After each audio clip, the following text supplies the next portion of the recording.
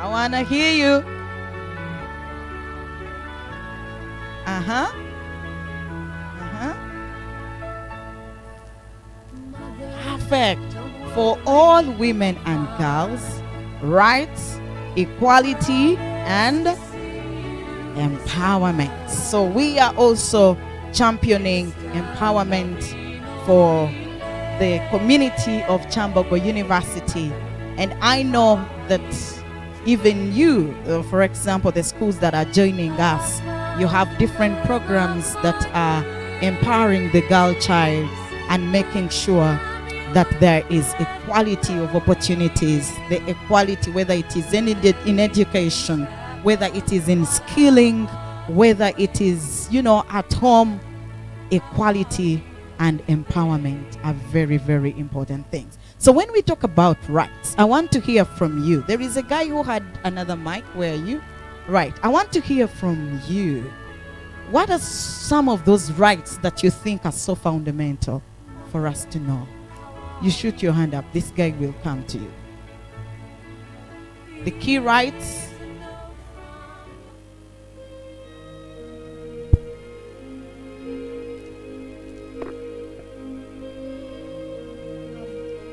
A right to freedom of speech. A right to? Freedom of speech. Freedom, yeah, freedom of speech, right? Yes, that is an international human right, and it is also enshrined in our Constitution of Uganda 1995. You have a right of speech.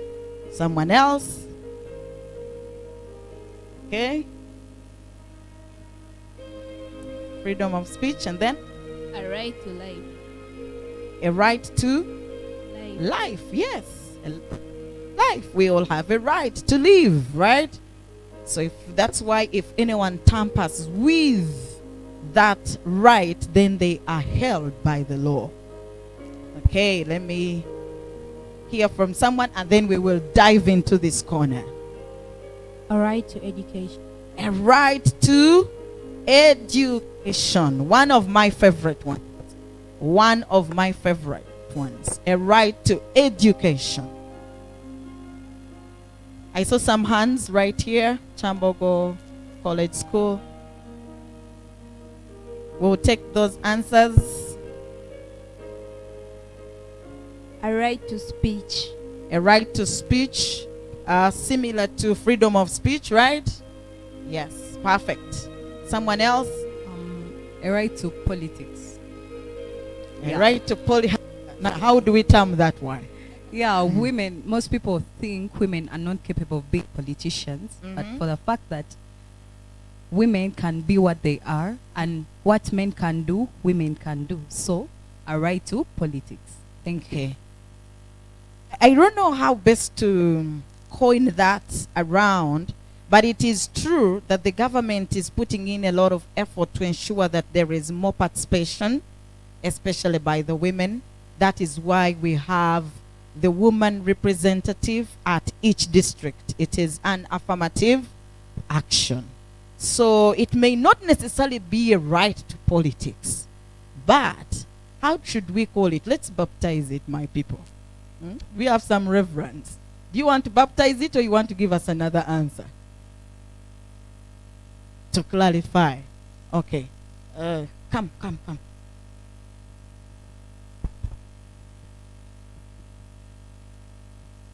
I actually think what her point, her point actually lies under the point of a right to freedom of choice. Because in society circumstances, women are not actually taken to be good politicians just because they think men do it best. But that's not how it is. So it's under freedom of choice, giving us a choice to what to actually do. What do I want to do? I want to be a politician. I want to be a member of parliament. That's why even the affirmative action was taken upon under the right of freedom of choice. Wow. That is a good clarification. Dr. Judith, were you nodding in agreement or you were doing the Chinese nod? You know, the Chinese will say, yes. Tell us. She's a politician. Politicians know how to back up their answers very well, right? Yeah, so perfect. Thank you. There was another hand over there. Let's take that one more answer.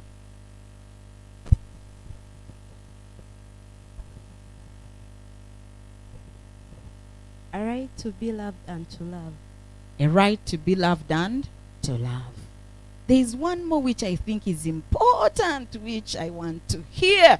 Which one is that? Which one is that? I have more hands. 1, 2. Okay. After, was her hand up? Okay. We will have her and then her. A right to free and fair elections. A right to free and fair elections. Can we marry that one? Now we are going to conduct some marriage ceremonies here. We marry that one to the right of choice, the right to decide what you want to do in life. Is that so? We have some elders in the house. So I'm going to come back to the elders. A right to free and fair elections. But still it's a right of choice, right? Good. A hand over here and lastly over here. And I'll ask another question. A right to movement, like movement, like freedom of movement. Freedom of movement. Yeah, she's right. And then we have, here's one answer I'm looking for. Let me see if you have it. A right to participate A in right- all activities despite. A right to participate, a right of choice, a right of free and fair elections, a right to politics. Honorable Minister, you're hearing how many rights that we are adding on to the Constitution. Is that so? Yes. Great. That is a good one. We have a right to health. You have a right to vote. She just said it right here, right? Can I hear it from your voice? You have the right to vote. Perfect. So all these rights we are talking about, a right to free and fair elections, a right to politics, right? Civic rights, those are all called civic what? Yes, civic rights. So because you have a right to decide the choice or the type of leader that you want to govern you. All right? Okay. And then we also have one which is a right to free access of information. Have you heard about that? Yes, you have a right to access any information as long as you follow the right protocol. You want to know about something, go to the right office. No one should deny you that right. There is a question. There is a lot of debate going on the social media. And some people think that women now are over-empowered and the male child is being forgotten.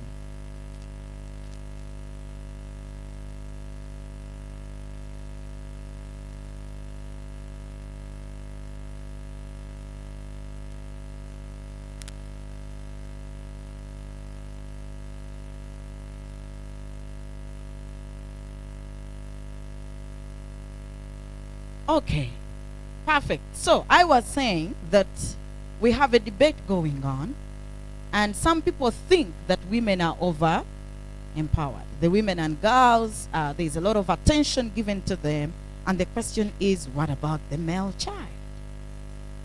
Can I hear your views in only 2 minutes? I want to hear your views on that which is going on. Yes. About that whole debate of it, I think it all comes up to how these different groups of people who actually think that way. Now, people who actually think that way, over empowered, I would actually characterize them under toxic masculinity. These are people who actually forgot. Toxic? Did you say toxic? Yes, toxic masculinity. Toxic masculinity. These are people who actually still believe in male superiority and not believe in female superiority. Just because of the small little things and privileges that you have been given after having suffered way back then, when nobody actually cared about our existence, nobody cared about our decisions, nobody cared about our voices and how to speak. And after people fighting the females to have that one choice, that one voice that we can all collectively listen to, and people would actually listen, they come to tell us that, oh, guess what, women are actually being empowered. But I think they just feel inferior inside them, that they do not actually understand how female empowerment is. Because unlike all of them, people have actually fought for this, and that's not how it is. They are promoting gender equality. Okay. The word is gender equality, right? What is your name? What is your name? Namobiri Shanita Aisha, Which class are you? Form 2. Form 2. Nabisunsa girls. Good argument, right? That's a good argument. Someone else has a different argument from Aisha. Okay, there is a guy over there, Kyambogo College School. Good morning.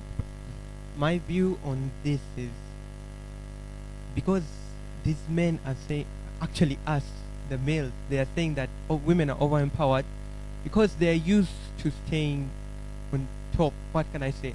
They're used for society treating them better than women. Now when it is changing within their period, within their generation, they're saying no, we do not like that. For what I would like to say, because this society is very male dominated, so they are feeling left out when women perform better than them or are in higher positions than them. One example I would give, when women are driving. Come on, go on. Yeah, when women are driving and someone makes a mistake, we always check who is driving. If it's a woman, I knew that. That's why they. Because they're used to women making mistakes, and that creates a mentality in their head that they are not fit to be in our standing, which I don't support. Me personally, I love my mom. She's my role model. That's so heartwarming to hear this morning, right? So let me ask you, still have the mic in a second. So there are men who feel threatened a bit from your submission. That's what I seem to hear. Yes. What do you think can be done to deal with that attitude? Actually, I think it's not their fault. It's not the men's fault. Whose fault is it? The society's fault. Society's fault. Yes. The elders should advise them. The elders should also help them understand. But because I apologize, but most elders also agree with them. That's why the male young society is influenced by their mentality. Wow. I advise that they should gather, or their senior, like their mothers, their grandmothers, should show them. They should show them the importance of women. Without women, men would not come home and find food to eat. Or they'll be coming home and eating snacks. What? Or else they'll come home and eat snacks. I love that. Thank you so much. Tell us your name once again. My name is Masoud Ahmed, Senior 6, Kyambogo College, and also known as Mr. Kyambogo. Oh, wow. So we have a Mr. Kyambogo in the house. That's amazing. Well articulated, right? Perfect. Amazing, amazing. Okay, I'll take one more hand and then I'll go to Joseph. I call him Joseph because he's my friend. I know he's your teacher, but allow him to address him as my friend, right? Joseph, Mr. Joseph. But let's have, there was a hand, a student. We'll take that and then go to Joseph. Just in a minute each. Just in a minute each. Let's hear. There's a lady here, university. That is Linda. Is that so? Yeah. On the contrary, I want to say it's true women are empowered. However, I kind of feel like the boy child or the men, to some extent, a little extent, they're left out slightly. Especially in this era where women have been empowered, more being empowered. How about the other males who are not empowered at all? So I feel like it's true. They say that women are over-empowered. I feel happy we are really getting empowered. What about the little boys, the few boys who have not got a chance anywhere and are not being empowered? That's my argument here. Like, it's true they are being empowered and I'm glad it's a privilege. But how about that boy child who has nothing, who has nothing going on for them? That still remains a question. Thank you. Wow. Wow. Somebody say wow. Yes, the debate is only getting hotter and getting better. So Linda is in agreement with those who think that actually the male child needs attention as well. They've been left behind a bit small. Because the question was, who is going to marry these empowered girls? How are they going to handle them? Yes. Joseph, tell us, what are your thoughts? Oh, yes. So the first time I heard that statement, my heart almost came out of my chest. It's not believable at face value that women have been empowered. Mhm. But when I heard the data that was supporting, I think the broader argument is that men and boys have now been categorized by the Ministry of Gender in a recent report as a marginalized group. So The men are being categorized as a Yes, marginalized yes. group. And here's the argument. The first statistical comparative is with regards to the rate of completion of education.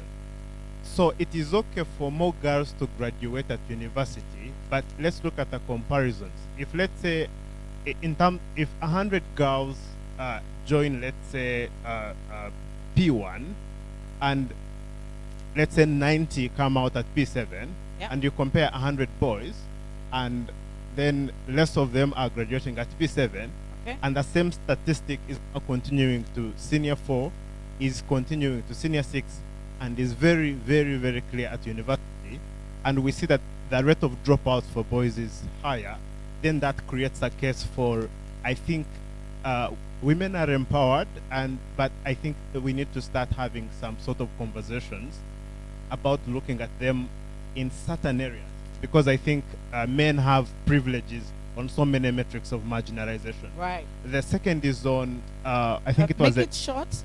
Make it short. Make it 30 seconds. Make it 30 seconds. yes, it's on sexual violence. Mhm. So most sexual violence we talk about is for women. So whenever the report, which is around sexual violence against, not given attention. Right. But for boys, and it's not like we should necessarily say women are no longer marginalized. I think they still have needs. Yeah. So, but it simply because they have needs does not mean that boys do not also. Perfect. And we should be able to balance the boat and create that kind of parity. Perfect. Perfect. And that takes us back to rights, equality, and empowerment. Flowers for everybody. Flowers for everybody. Good job. Woo! Thank you very much for you are such an amazing audience. Such an amazing audience. Right now, we want to go right into our program. And I want to ask the DJs if they are ready with the anthems. We will have the Ugandan anthem, the East Africa anthem, Kyambogo University, and then the Uganda Women's Anthem. And then after that, we will have an opening prayer. Madam Gladys, you will lead us with that. And after which, we will have our head of gender mainstreaming unit. And I'll change a bit of the program, so I will invite Nabisunsa to come and give us their piece right before she comes. So DJ, are you ready? You're good. Great. Can we stand up? Let's stand up for the anthems, please.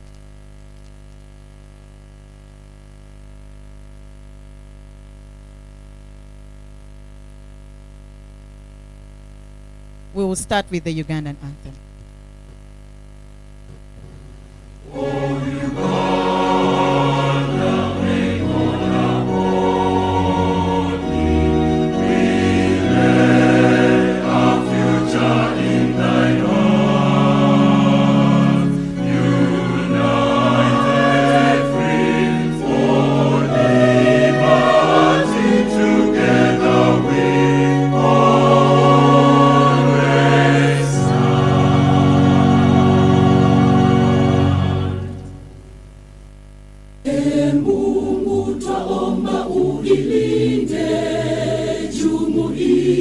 Afrika Mashariki, tuwezeshe kuishi kwa amani, tutimize na malengo yetu. Jumuiya yetu sote tuilinde, tuajibike, tuimarike, umoja wetu ni nguzo yetu, idumu jumuiya yetu. Kyambogo. Kyambogo University, what a mighty center you are. We hold to you in entrust our future today. Abounding skills and knowledge, you freely and truly give us. From the nations long and broken,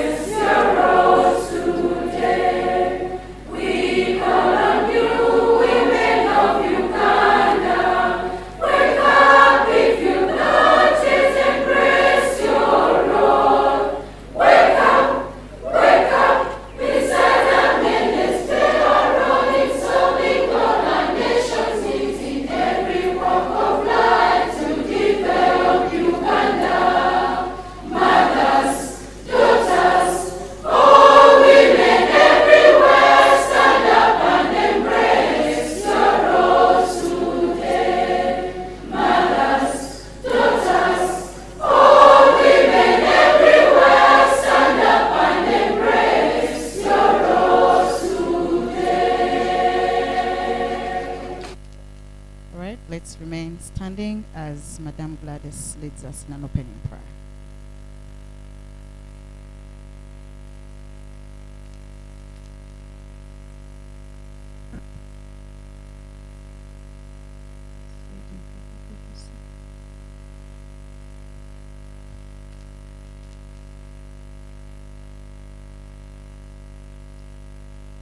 Let's pray. Our Heavenly Father, we thank you for this morning. We thank you for gathering us in this place, that you've been able to collect all of us in this weather to bring us here, Lord. We thank you for the gender mainstreaming that continues to remind us of the role of a woman and the value of a woman in this nation, O King of Glory. We thank you for the mothers that are here, for the ladies that are seated in this place, and for the men that support them to thrive. And we put this function before you, that everything we shall do here, Lord, we return your glory back to you. And we call upon you to come and take over everything that will be done in this place. We pray all this through Jesus Christ our Lord. Amen. Thank you so much, Madame Gladys. You can take your seat. You can take your seat. Once again, it is a very good morning, and want to take the opportunity to welcome you all to this fantastic occasion as Kyambogo University celebrates the International Women's Day.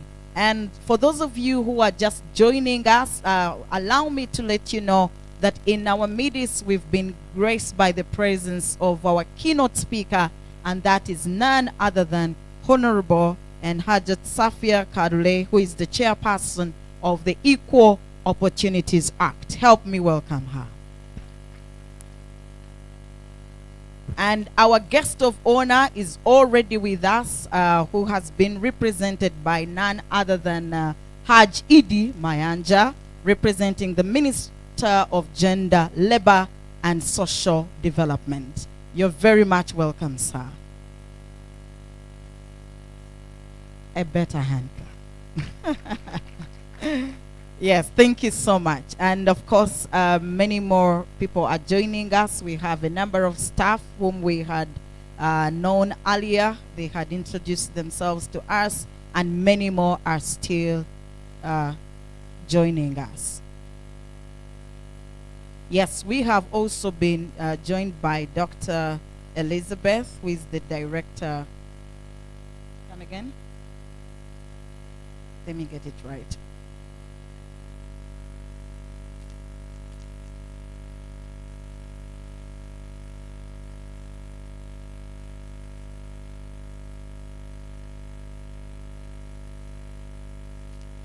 Thank you very much, Dr. Deborah. We have been joined by Dr. Uzobia Beine, who is the Director, Gender Mainstreaming Directorate, Makerere University. You're very much welcome, ma'am.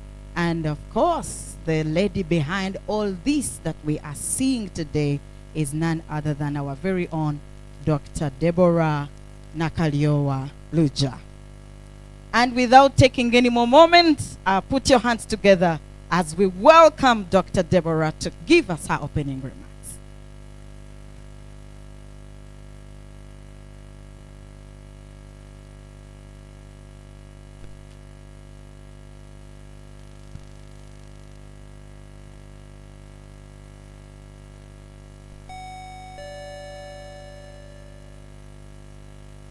The chief guest, the keynote speaker, our distinguished guests, Dr. Uzobia Baine, members of top management present, deans, directors of faculties, schools, and directorates here present, representatives from our sister universities, teaching and non-teaching staff of Kyambogo University, guild leaders present, ladies and gentlemen. It is a great honor to address you today when Kyambogo University joins the rest of the world, and for its 5th time, to celebrate the social, economic, cultural, and political achievements of our female staff and students. This day marks a call to action for accelerating women's equality at Kyambogo University, guided by the theme Accelerating Economic Empowerment of Female Staff and Students by Strengthening Education, Training and Skills Development at Kyambogo University. The theme underscores that equality is essential for empowerment to happen, and that entails availing the socio-economic services such as education, leadership and skills training for economic opportunities, as well as equal access to productive resources and opportunities for both women and men at Kyambogo University to thrive. The theme also calls for us all to rally behind women, particularly young women at Kyambogo University, to break the chains of discrimination and create a future where everybody has equal rights, power, and opportunities to succeed in life, regardless of their religion, ethnicity, political affiliation, or disability status. As we gather here today to celebrate International Women's Day, we are reminded of the remarkable journey that our female staff and students, as well as the other women around the world, have undertaken to achieve their rightful place in society.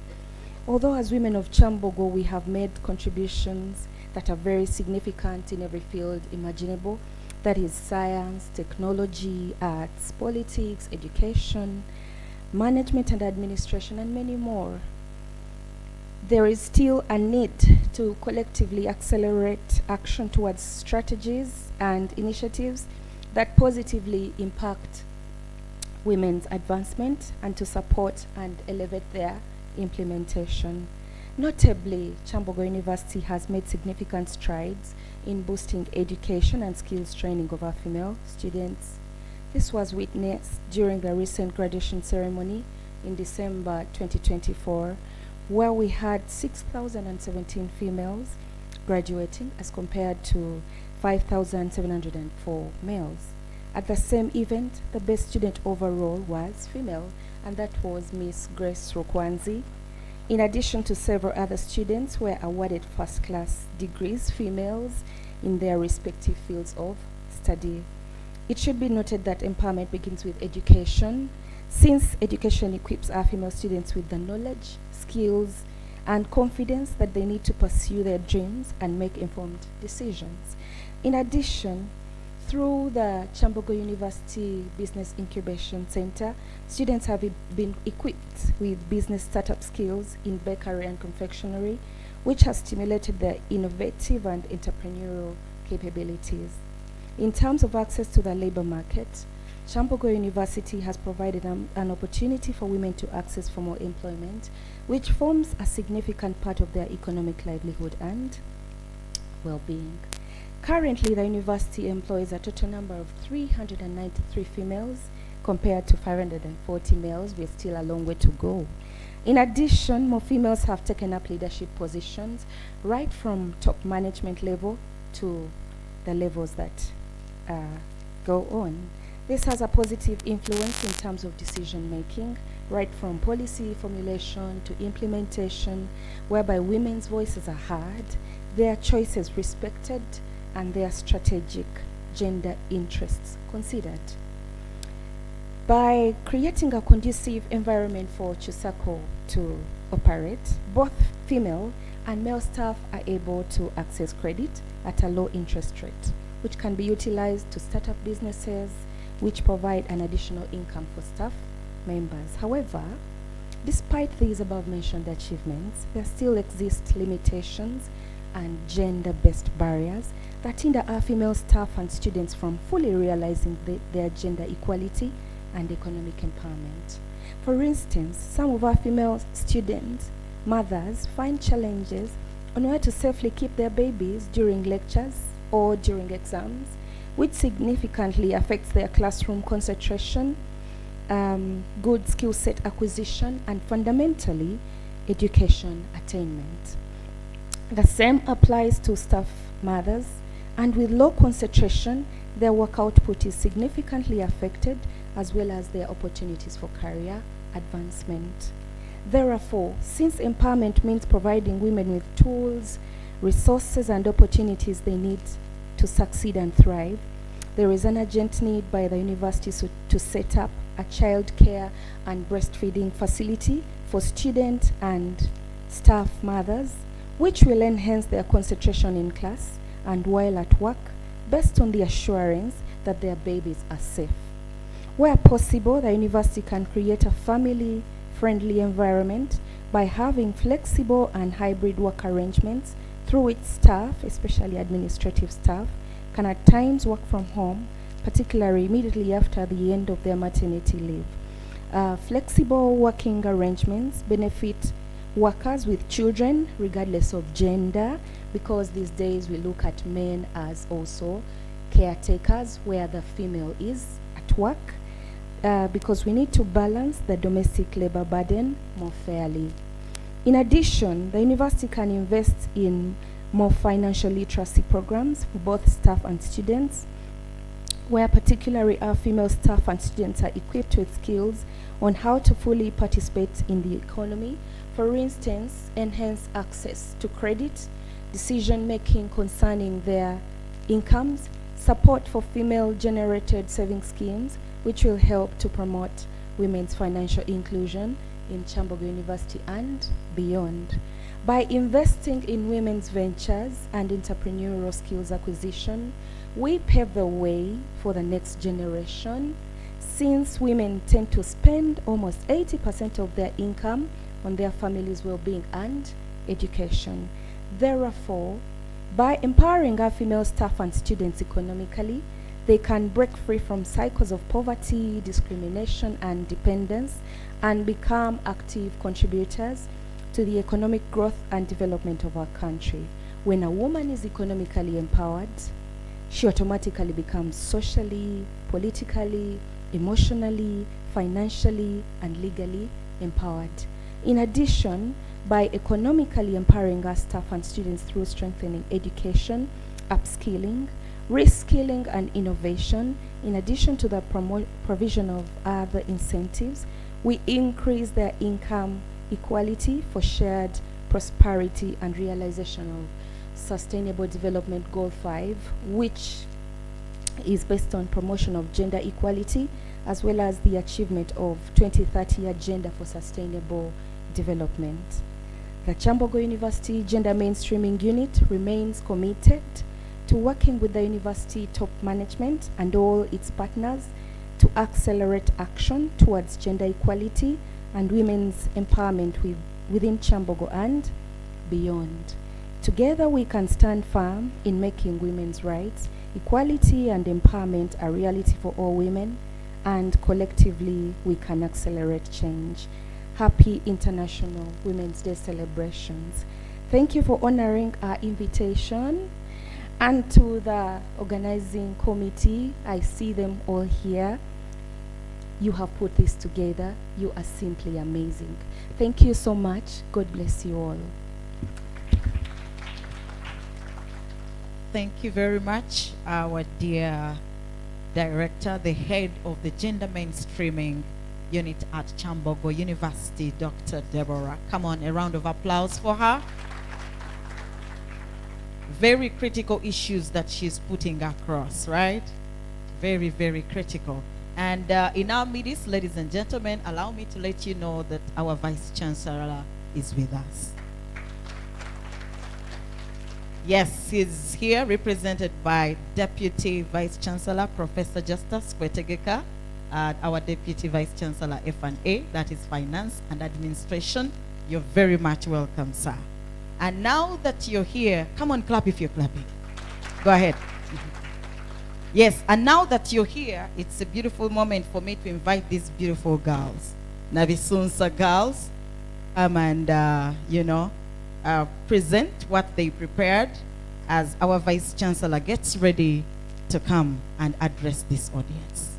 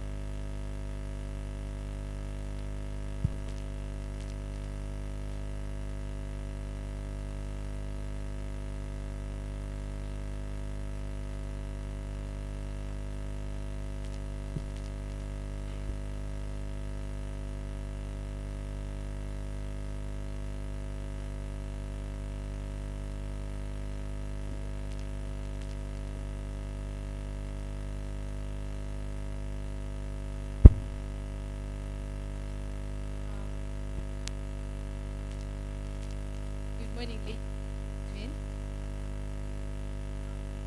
So this is a special by Namisosa Girl, and we are going to present to you an a cappella of a song titled "Am I Wrong?" And immediately after.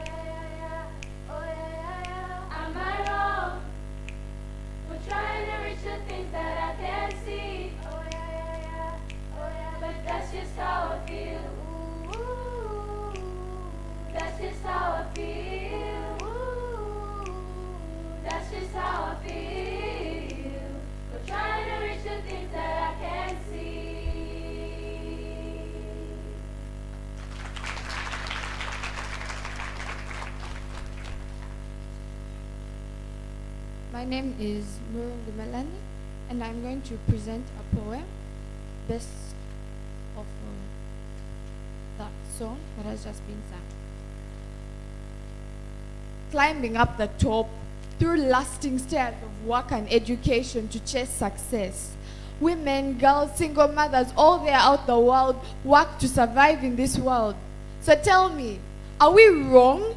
Are we wrong to try and pursue continuous education? That's a right that everyone deserves. Are we wrong to join the mathematics sector and fight in the business world and just to reach the top? But excuses and excuses and excuses bring men to argue, make judgment on our hard work, push them on and on, embracing their advantages like their mathematics dominance and their business superiority. But look at us. Are we wrong for trying to compete in the world with them? Excuses and excuses and excuses all the time, emphasizing how we have an extra push. Affirmative action, yes. How did you expect us to reach the ladder of success that you had from the start? Are we wrong for trying to embrace the fact that we also have rights, that we are human beings? Tell us. Are we wrong?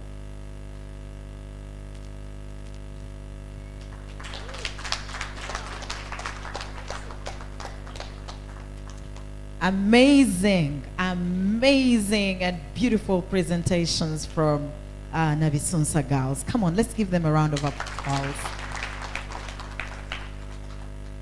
Are we wrong? Are we wrong to demand a right to be a politician?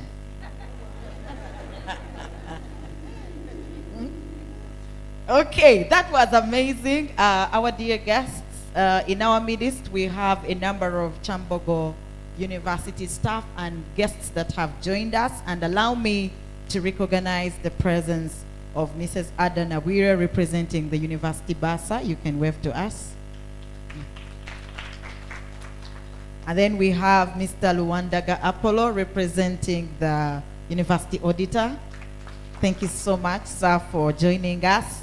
We have Mrs. Irene Odeke, the Senior Planner of Kyambogo University. Please.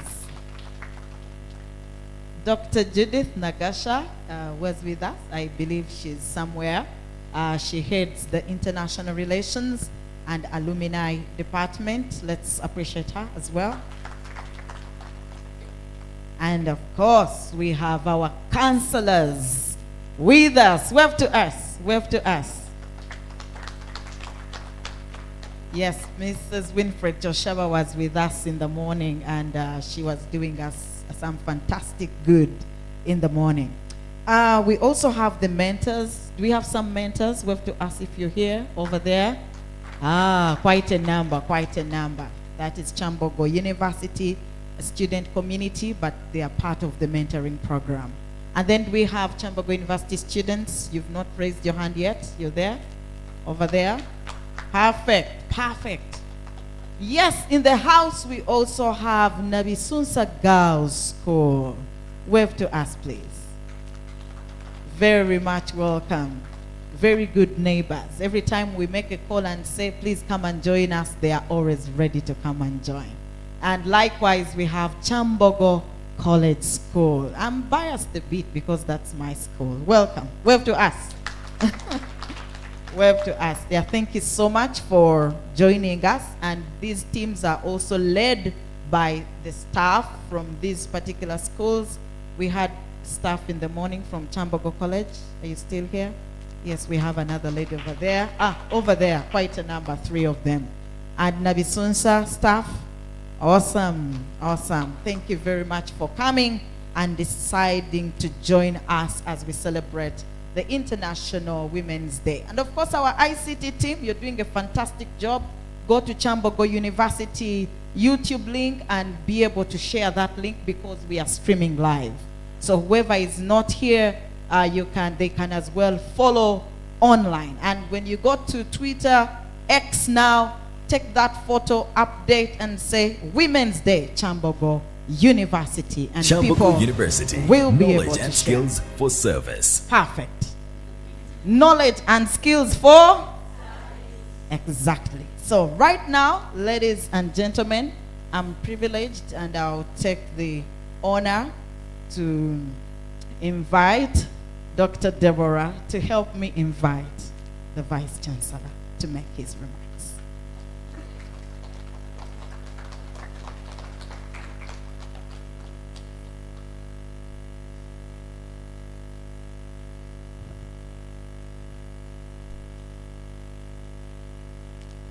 Ladies and gentlemen, I would like to take this opportunity to welcome our Vice Chancellor, Professor Justus, to give us an address. Thank you very much.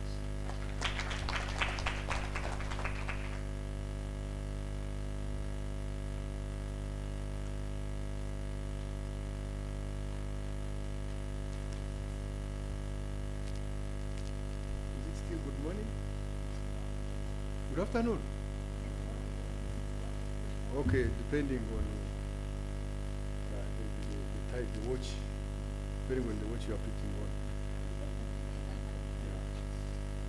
So I really must apologize for coming late.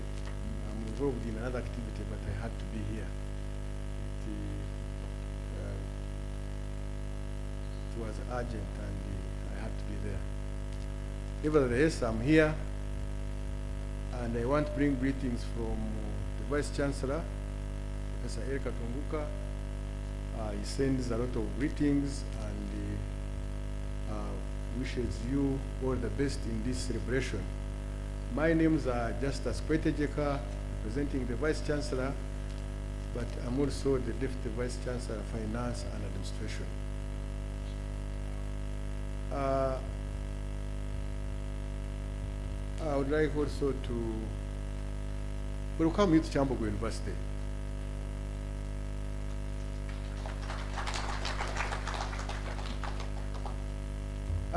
Chief guest, keynote speaker, distinguished guests, members of top management who are here, deans of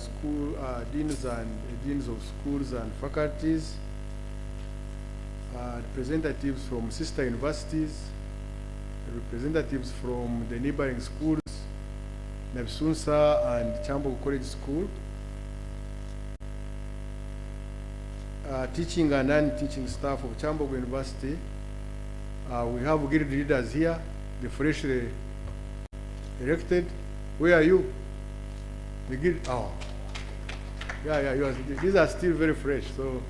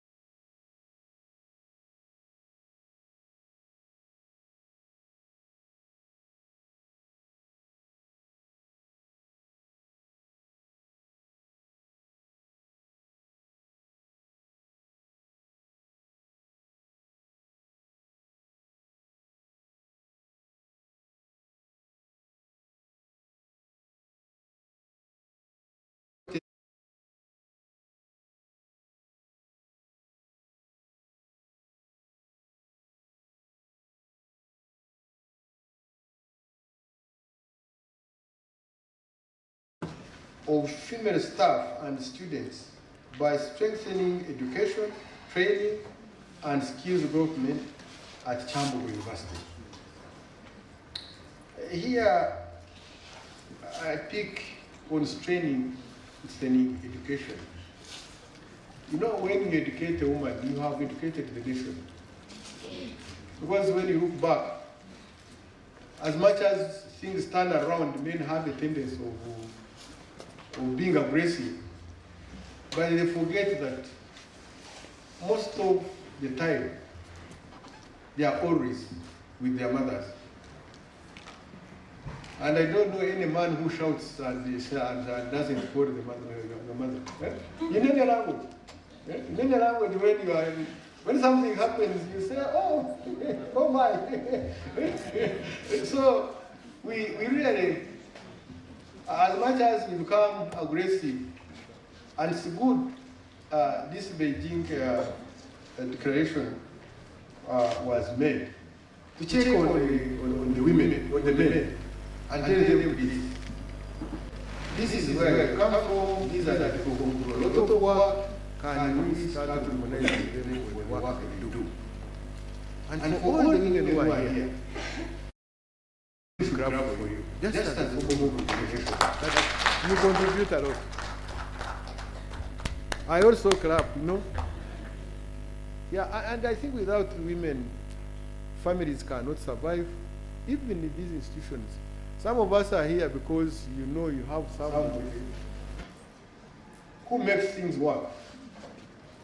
And sometimes you wonder if this lady was not there, would I be imagining managing in this office?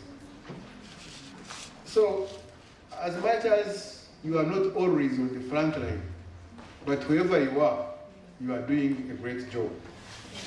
This theme highlights the urgency of achieving sustainable development goal 5, gender equality and empowerment of all women and girls. As an institution, we recognize the need to accelerate progress, ensuring equal rights and opportunities, particularly for the marginalized groups such as people with disabilities. You know, Kyambogo is the only university in Uganda, and if not in the whole of East Africa, that has a faculty of special needs and rehabilitation. So as we commemorate Women's Day, we bring everybody on board. And some of you who have not been in the faculty of special needs, when we are employing, one time I was appointing a committee and I was asked which are all the groups represented. And to me, this was a wake-up call, because you know when you are doing it, so there are things which may skip you.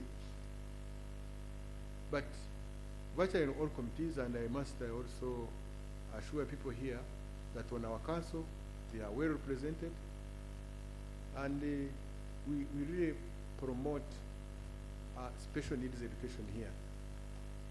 And when we are promoting special needs education, the ladies, the women, they are not left behind. We can reflect on our achievements. As we commemorate this day, we celebrate the social, economic, and political milestones achieved by our female staff and students, while reaffirming our commitment to gender equality. We must take bold actions to fast-track initiatives that promote gender equality and advance and the advance of women at Kyambogo University. I was looking at the statistics this morning of staff who applied for competitive research grants. Out of 37, 17 are women and 20 are male. You can see it is a little bit close. It's a little bit close. There's a time when they used not to be there. And I can tell you, this is not that we forced them to apply. But you can see they are coming up. And I'm telling you, this government has promoted women emancipation and women equality. It might not be in all areas, but I can tell you, this government has done very well in that direction. When in Kyambogo, I can maybe point out some few things we are doing very well. When you look at our graduation statistics, I think they speak for themselves. Very close. I think we are almost there. But again, when we are setting exam, we set the same exam. When we are giving interviews, you do the same interview. So, what a man can do, I think women can even do better. except that men are fond of making a lot of noise. They can shout around and think they are doing wonders, but those who are quietly there, the women do a lot of things, but quietly. They are not meant to be that aggressive and shout around. But I can assure you, what a man can do, a woman can do better. And you have seen it in life. When look at some of these corporations that had started failing, when they started being led by ladies, you can see the results. Yeah. So in Kyambogo emphasizes the need for an intersectional approach to economic empowerment by providing female staff and students with education, training, and entrepreneurship skills. We enhance their economic independence in a sustainable manner. When you go to, some of you have gone to the incubation center, BIC, this Kyambogo Business Incubation Center. You find there many ladies training. I don't have the statistics there here, but if we look at the statistics, many of the students, of the trainees who have gone through the BIC are ladies. And BIC is about business. So we empower them with entrepreneurship skills. They go to the communities and start making money. So Kyambogo is doing very well in that direction. Also, 42% of our staff, as it has been reported, have access, training, and career advancement opportunities, and increases the chances for promotion and better economic outcomes. You know, when ladies earn money, the family benefits. So it's not like in those days where women would be dependent. These days, the women also add value to the family by also bringing in some money. We also have vocational and entrepreneurial. We also give them vocational and entrepreneurial skills. For example, the School of Vocational Studies has programs like cosmetology, fashion and design, and this equips students with practical knowledge to start businesses, reducing youth unemployment. And according to the Ministry of Gender, Labor and Social Development, approximately 400,000 youth enter the job market annually, with women disproportionately affected by unemployment. When you look at the youth who are entering, not many are women, but in Kyambogo, when we train them in cosmetology and fashion, they also go and earn some money. And so we strengthen the vocational training. By strengthening vocational training, we equip young people with skills necessary for self-sufficiency and economic resilience.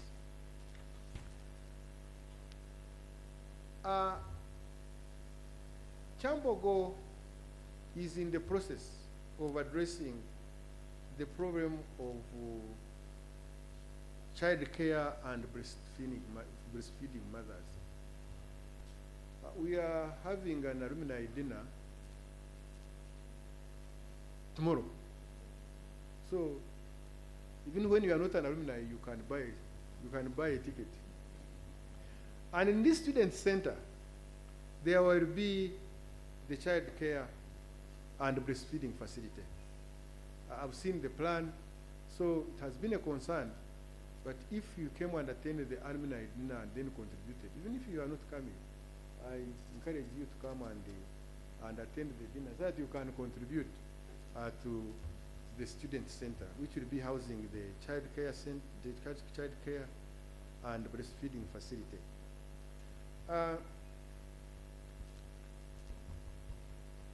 We also, among the researches we fund, there are those which are gender-focused researches.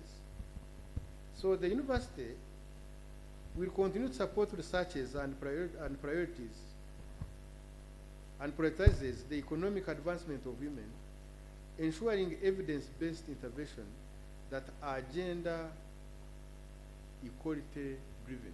So when we get some of these proposals, we also tend to look at those which are in a gender area. Because even when we are making our budget, as a government policy, there are those we must take care of the gender mainstreaming, and Kyambogo has been performing very well. As far as gender, our budgets are gender sensitive. What word do they use in the budgeting? They are gender responsive. So Kyambogo has been performing very well, and I think what was our position? I think we are about to the sixth. Yeah, we performed very well. We have been performing very well as far as as our budgets are concerned. Yeah. So the assessors are here, and you can check from the website. So we don't know how we'll perform in the next budget. So empowerment means equipping women and girls with the necessary resources, opportunities, and skills to succeed. I encourage our female staff and students to leverage the university's platforms, transform their ideas into marketable solutions that foster economic independence. I extend my heartfelt gratitude to the Gender Mainstreaming Unit for its leadership in promoting gender equality at Kyambogo University.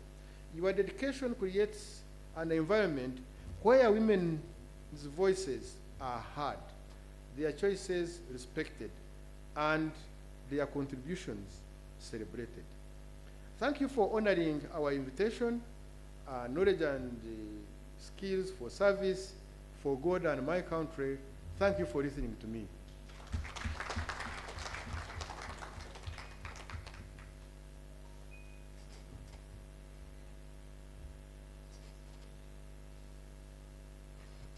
All right, ladies and gentlemen, that is our Vice Chancellor. A round of applause.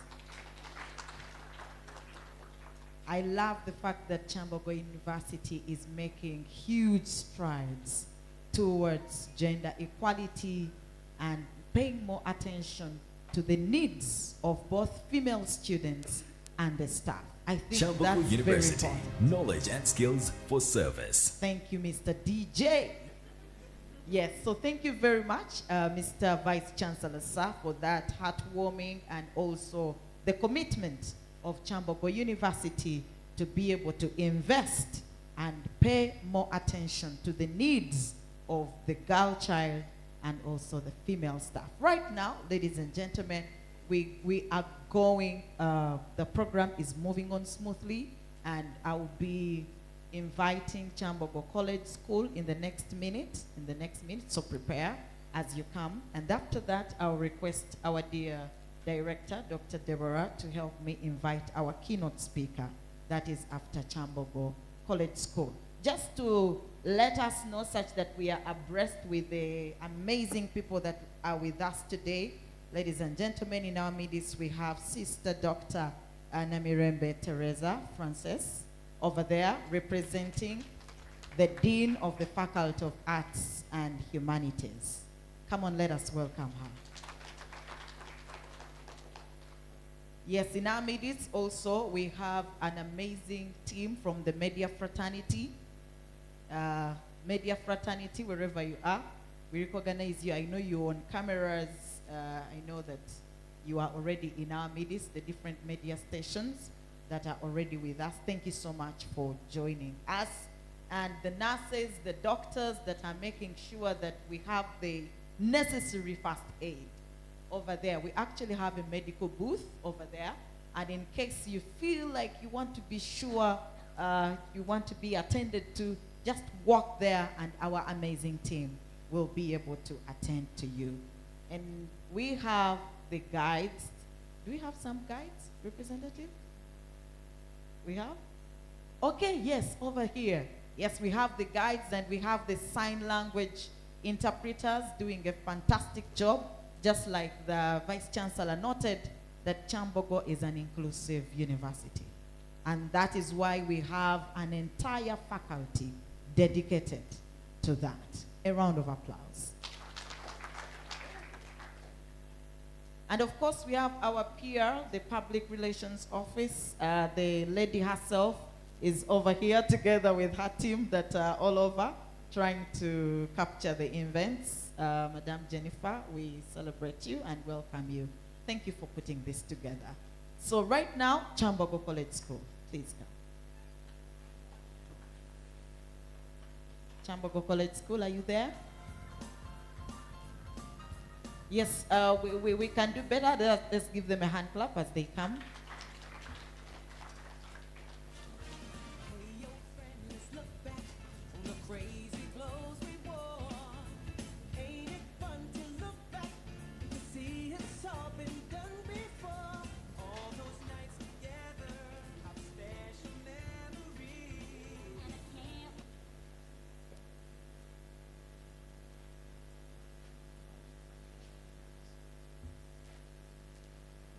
Okay, will it distort your presentation if some of you stand here and others stand there so that our chief guests are also able to see you?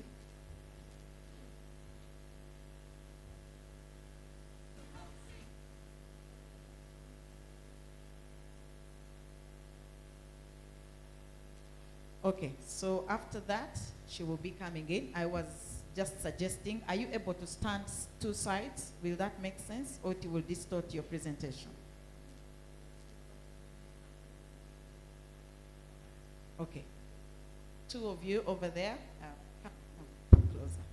Come here, behind a bit. Likewise, you can also come behind. And then you also stand here, looking inside. Come here, please. Something like that. And then also a bit here. Right. Daja How. Hello everyone. Wajao Hapin Simple. Her name is Miriam Bestanyo. Huanying Lai. You're welcome.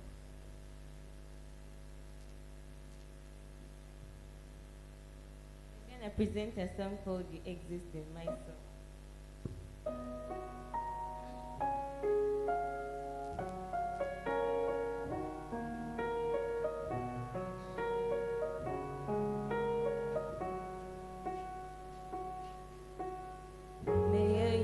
Pambe yemeo isigulu ni jeze yanshusha zawo dishijili dage ojishi chimbuzui koshini pewo zayan zawo buji bujejo shao shao de shao shi tongwo dishijili meyo ishinshusha de ju shi hui ni shenza Shashani now highly, or the money, or the shini, or daga shali.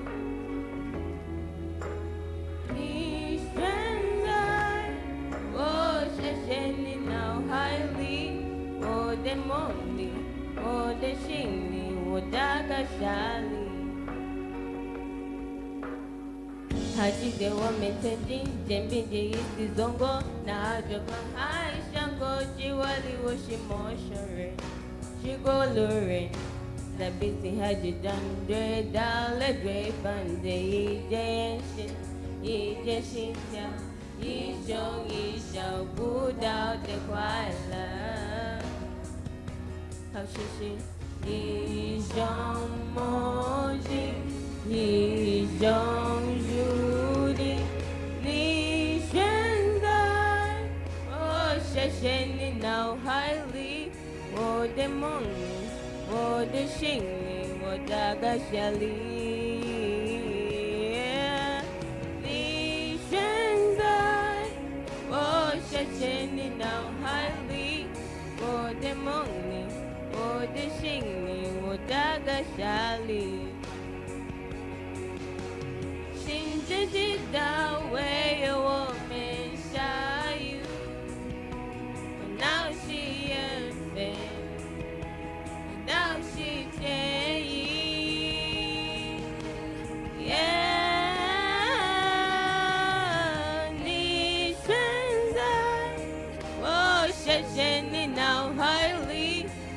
wodemongli, wodeshingli, wodagajali.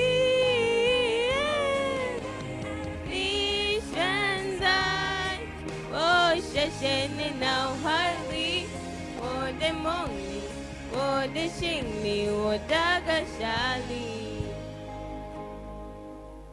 Nishanzai, woshesheni now highly, wodemongli, wodeshingli, wodagashali.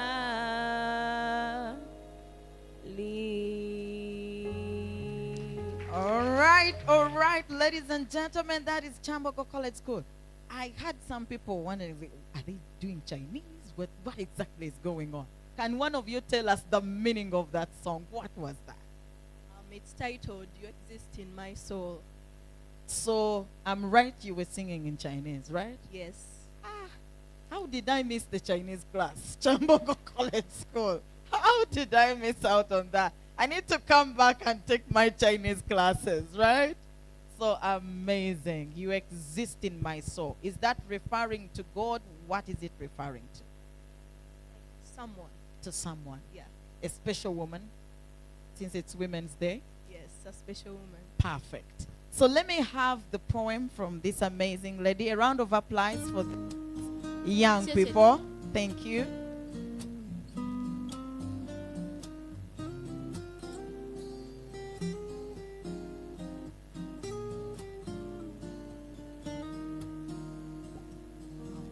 Good afternoon, everyone. I'm presenting a poem entitled Heroes. Here it goes. Women, mothers, girls and daughters, the heroes of this nation, our motherland, Uganda. Accept it or not, we lead the road. The road full of thorns. Accountability, less and more at the same juncture. Oh, why, if I may ask myself, Bebo abazira abazala abazira. Oh, why, if I may ask myself, Adam akulembera Eva. Oh, why, if I may ask myself, Abami bazinira kuntoliza abacha. Oh, wow, I get the rip myself. Abachala mbayita bazira kuba bebagu bisinga. Newasirika Zembaita bazira. In the dark, the cold breeze blows. For the comfort of the country, they cover. What about the women, the single mothers that haunt the valley of, even during trouble, I mean in the night? Basilica, baguma, banyigiriziwa, naye bakola. Independent woman, African, oh, Muchala, battle warriors, no matter the situation, desire for what come may. Hustlers of the streets, hustlers in pain and vain, desire for what come may. A survivor is a woman, woman, woman. A warrior is a woman, yeah. Yeah, thank you. Amazing, amazing, amazing. Woman, woman. The warrior is a woman. Thank you. Thank you, DJ. Thank you, DJ. Kyambogo College School, ladies and gentlemen, one more round of applause. Thank you. Dr. Deborah, I'm actually back to your office. Let me request you to help me invite our keynote speaker.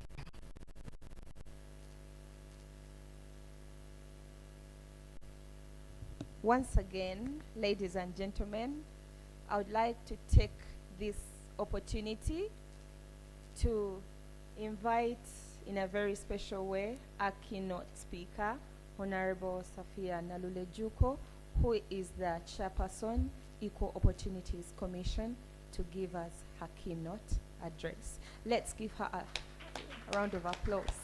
You are welcome, Honorable. Thank you. Honorable Chief Guest, the Honorable Vice Chancellor, Kyambogo University, my neighbor, the Deputy Vice Chancellor, Finance and Administration, so there are no worries here. We are covered financially. Dr. Deborah, the staff of Kyambogo University in your different capacities, the students of Kyambogo College School, the students of Nabisunsa, our dear organizers, and our dear MC, the media, and all distinguished delegates here. Good afternoon. My name is Safia Narule Juko. I'm currently the chairperson of the Equal Opportunities Commission, and I was appointed by His Excellency the President. Yoweri Kaguta Museveni. I've been a National Woman Member of Parliament representing persons with disabilities for the last 15 years.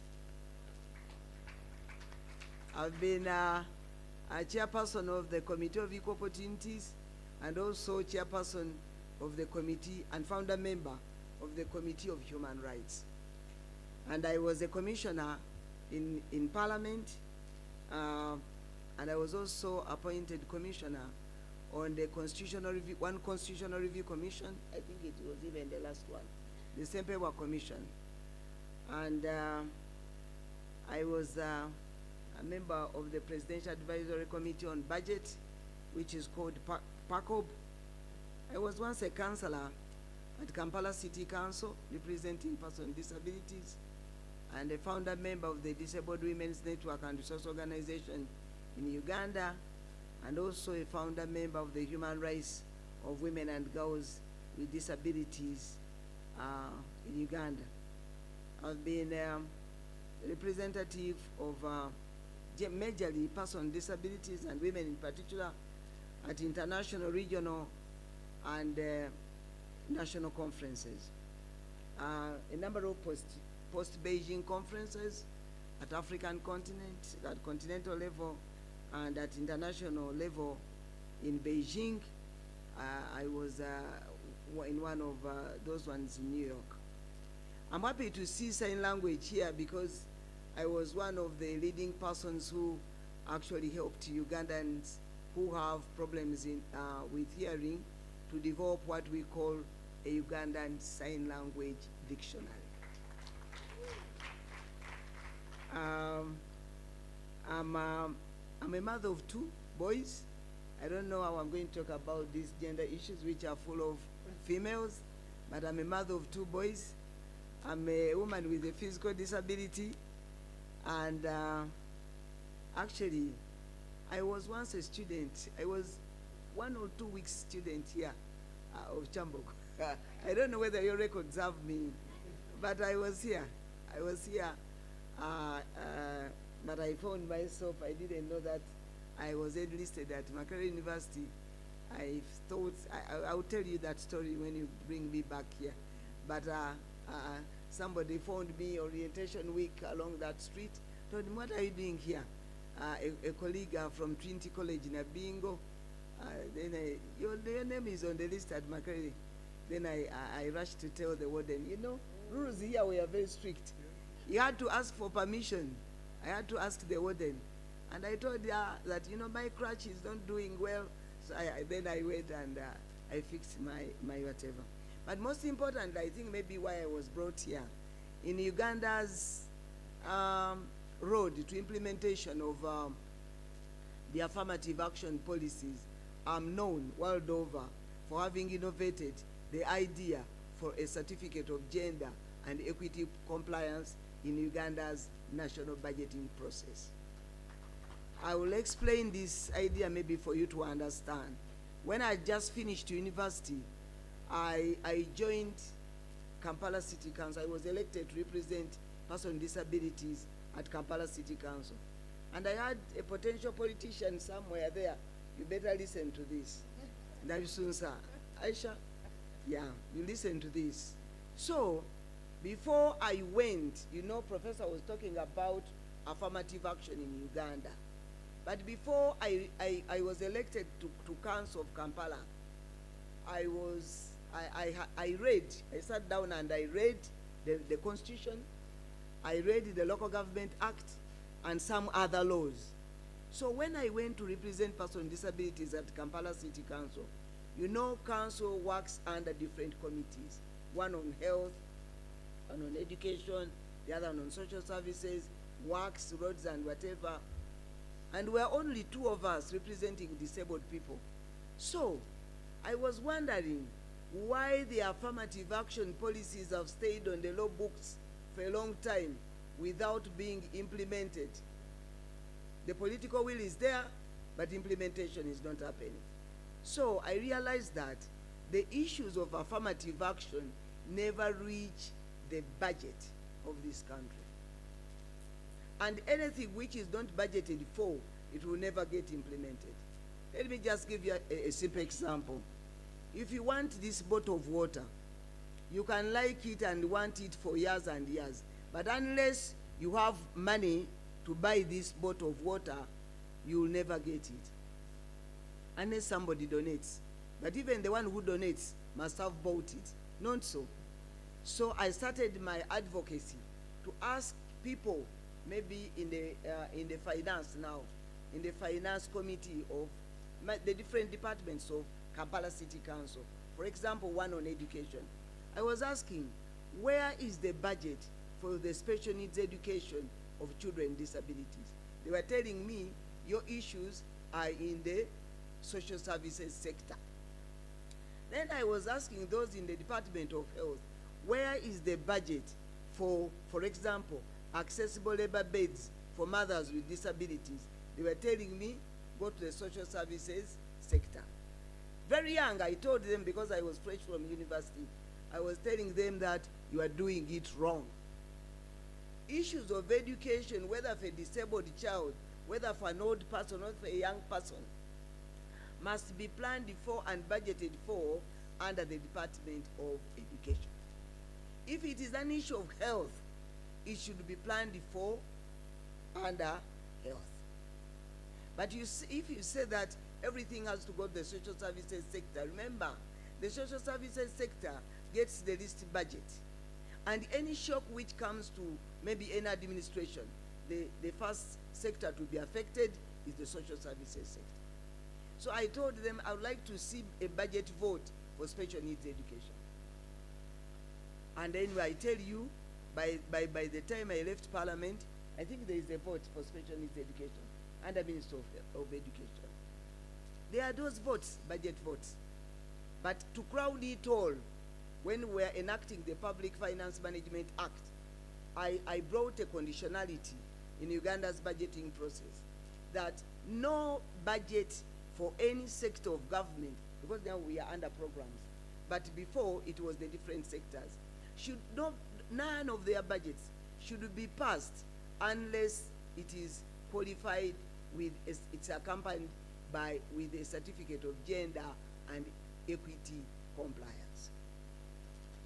So that one I'm going to read for you. It is in the law, Sirugambo, but it is in the law, and it's a conditionality. And as Parliament is sitting now, there is no sector budget which is going to be considered by Parliament unless it's accompanied by a certificate of gender and equity compliance. This innovation of mine was the first of its kind in the whole world. Everybody is coming here to learn. And people are looking for me, Aisha, people are looking for me because of affirmative action. If President Museveni did not embrace affirmative action, a person with a disability like me wouldn't have gone to Parliament. And you know, in English they say, necessity is the mother of invention. Other members of Parliament maybe wouldn't have felt it, that their issues should be conditionally budgeted for. But because for me I was coming from a constituency which had been left behind as far as planning and budgeting was concerned, I had to come up with this innovation. And now it is enshrined in the Act. And I thank His Excellency the President for assenting to this law with this provision, because it brought additional burden all sectors of government during their planning and budgeting. And now when we reached there, we said which institution of government is going to do the assessment to check the gender and equity compliance. We agreed on the Equal Opportunities Commission. And this is where I was placed. And everybody was saying, I think the president made the best choice, because there was nobody who was actually understanding these things like you do. And I thank God. I give the glory to God. So we do the assessment. Professor was telling you that they did well with gender and equity, but the person who brought the burden is here. And I checked now. I don't have the statistics for the sectors, like for your vote, but at least this institution fall under human capital. And human capital is doing progressively very well. So you clap for yourself. So we do the assessment, and when we find you complying with gender and equity issues, because you must provide specific measures to equalize opportunities for men, women, persons with disabilities, and other groups. If you have those measures, then we tick you, we give you the marks, and then we advise the Minister of Finance to issue a certificate of gender and equity compliance. So, I'm honored to be invited today by none other than the Honorable Vice Chancellor of Kyambogo University, Professor Erika Tunguka Rakshaya, am I pronouncing it well? To give a keynote speech at the commemoration of the 5th International Women's Day at Kyambogo University, under the theme, Accelerating Economic Empowerment of Female Staff and Students by Strengthening Education, Training, and Skills Development at Kyambogo University. And this theme is aligned with the UN theme of 2025 International Women's Day, which says for all women and girls, rights, equality, and empowerment. Delegates, the commemoration marks the acceleration of action towards unlocking equal rights, power, and opportunities for all women and girls, and a feminist future where no one is left behind. And central to this these are your words, they're in my invitation letter. And central to this vision is empowering the current and next generation of women as catalysts for lasting change in a bid to achieve gender equality and economic advancement. Accordingly, the event will focus on innovative ways in which we can accelerate action towards gender equality and economic empowerment of women, that is the staff and students, particularly here in Kyambogo University. For me, I liked this theme. You said in this university setting, and we are looking, you are looking for innovative ways, and I have come with the innovative ways. You will accept or not, but if you don't accept it, it will be at your own peril. I'm going to tell you that since my childhood, Professor has just corrected me that, you know, Kyambogo University is a combination of merger of formerly 3 institutions. That is UNICE, ITEC, and UPK. But let me tell you, maybe you have to do an awareness raising to this nation. Since my childhood and since the founding of Kyambogo University has been known to be a hands-on skills teaching facility. Other universities, for example, have been teaching engineers and offering degrees. However, if one wanted a hands-on technically competent engineer, you go for a diploma holder from Kyambogo University. Not so. And the discipline of students of Kyambogo University are also commendable. Let me hope that you are still keeping the discipline. Professor, I think the same was for the other professionals, also for Kyambogo University, like the teachers who come from here. However, if by now we are still grappling with such issues as looking for innovative ways in which we can accelerate action towards gender equality and economic empowerment of women, and particularly in this university, and central to this vision is empowering the current and next generation of women as catalysts for lasting change. In a bid to achieve gender equality and economic advancement I have so many questions in my mind. One of the questions, I thought that Kyambogo University was as old as maybe 50 years and above. But Professor is telling me that it came with an Act of Parliament of 2003. So you are like 22 years, not so? 22 years old. That is the university. But I told you, background, what people know from Kyambogo is producing technically, competent people. Why has the university been training people who go out to look for jobs, given its nature of establishment? That was one of the question is in my mind. For how long should we continue to see job seekers from Kyambogo University, both women and men? And what are the available opportunities? Because you told me to give you innovative ways how to make the situation better. I start with one opportunity, the first opportunity. That is the nature of Kyambogo University. What you have been known for. What you have been known for, you must maintain it.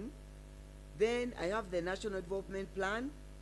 Let me just maybe to do it to save time. The nature of Kyambogo University, it trains hands-on students who get out to look for jobs. Why? Because the design and plan of the university curriculum is not complete. I'm not an educationist, but I'm telling you, your curriculum is not complete. How can we make it complete? The training should be followed by post-training engagements, like for example, having a well-established industrial hub or manufacturing center where those interested can stay after their education here and work in those industries like the practice is in the government of Turkey. If you have produced engineers, if you have produced teachers or whatever, why don't you have like a place where those engineers can be producing either machines or any other thing? My experience at Makerere University, I did chemistry, and we could go to the laboratory and manufacture different items like soap and acids. However, none of us came out of the university and thought of producing soap. But we had all the formulae and whatever. We started looking for jobs. Now, even me, I got a problem because I did mathematics, chemistry, zoology, and whatever, and I started looking for jobs, and people were wondering maybe what job to give me. But it was a question of mindset, maybe of colonial thinking, that whoever comes out of university should go out and look for a job. We were trained with hands-on skills, and we didn't use the what? If we started manufacturing soap by the time 30 years ago, we would be the richest people, the Mukwanos of this country, employing thousands of youth who don't have jobs. You look at there's so many young people on the streets. When there is a campaign, a political campaign, they are beaten, they are what, they fight amongst themselves. Some countries, you cannot go to a country like Tokyo is for what? Tokyo is for Japan. You cannot go to Tokyo and find somebody who has free time on his hands. Nothing. So Kyambogo University, by your nature, you should actually design a curriculum whereby it starts by training people, and what happens after the training, people should be looking at you as examples. Now we have another opportunity of the National Development Plan. Uganda has a National Planning Authority which spearheads the designing of 5-year National Development Plans. We are finishing the National Development Plan 3 and we are heading for the National Development Plan 4. Institutions like Kyambogo University can design a complete cycle of the curriculum from training, for example, to manufacturing and marketing and selling. They include this plan well costed in the National Development Plans. Remember, the theme, we are looking at gender equality and so on. The requirement by the Public Finance Management Act is that this complete curriculum of yours must be gender and equity responsive. National budgeting process. This is also another opportunity. According to the the Public Finance Management Act of 2015, Uganda, I think on the continent of Africa, is second to South Africa to have the most transparent and participatory planning and budgeting process. Kyambogo University should engage the national budgeting process to ensure its complete costed development plan is included in the national budget. For me, as somebody who does the assessment, I would be happy to see the vote for Kyambogo University coming up with a complete costed plan. Now, we have the opportunity of the Public Finance Management Act. I'm going to share with you what the Public Finance Management Act says. Article 9 of the PFMA provides for gender and equity budgeting, and we are looking for, today we are looking for innovative ways of empowering females.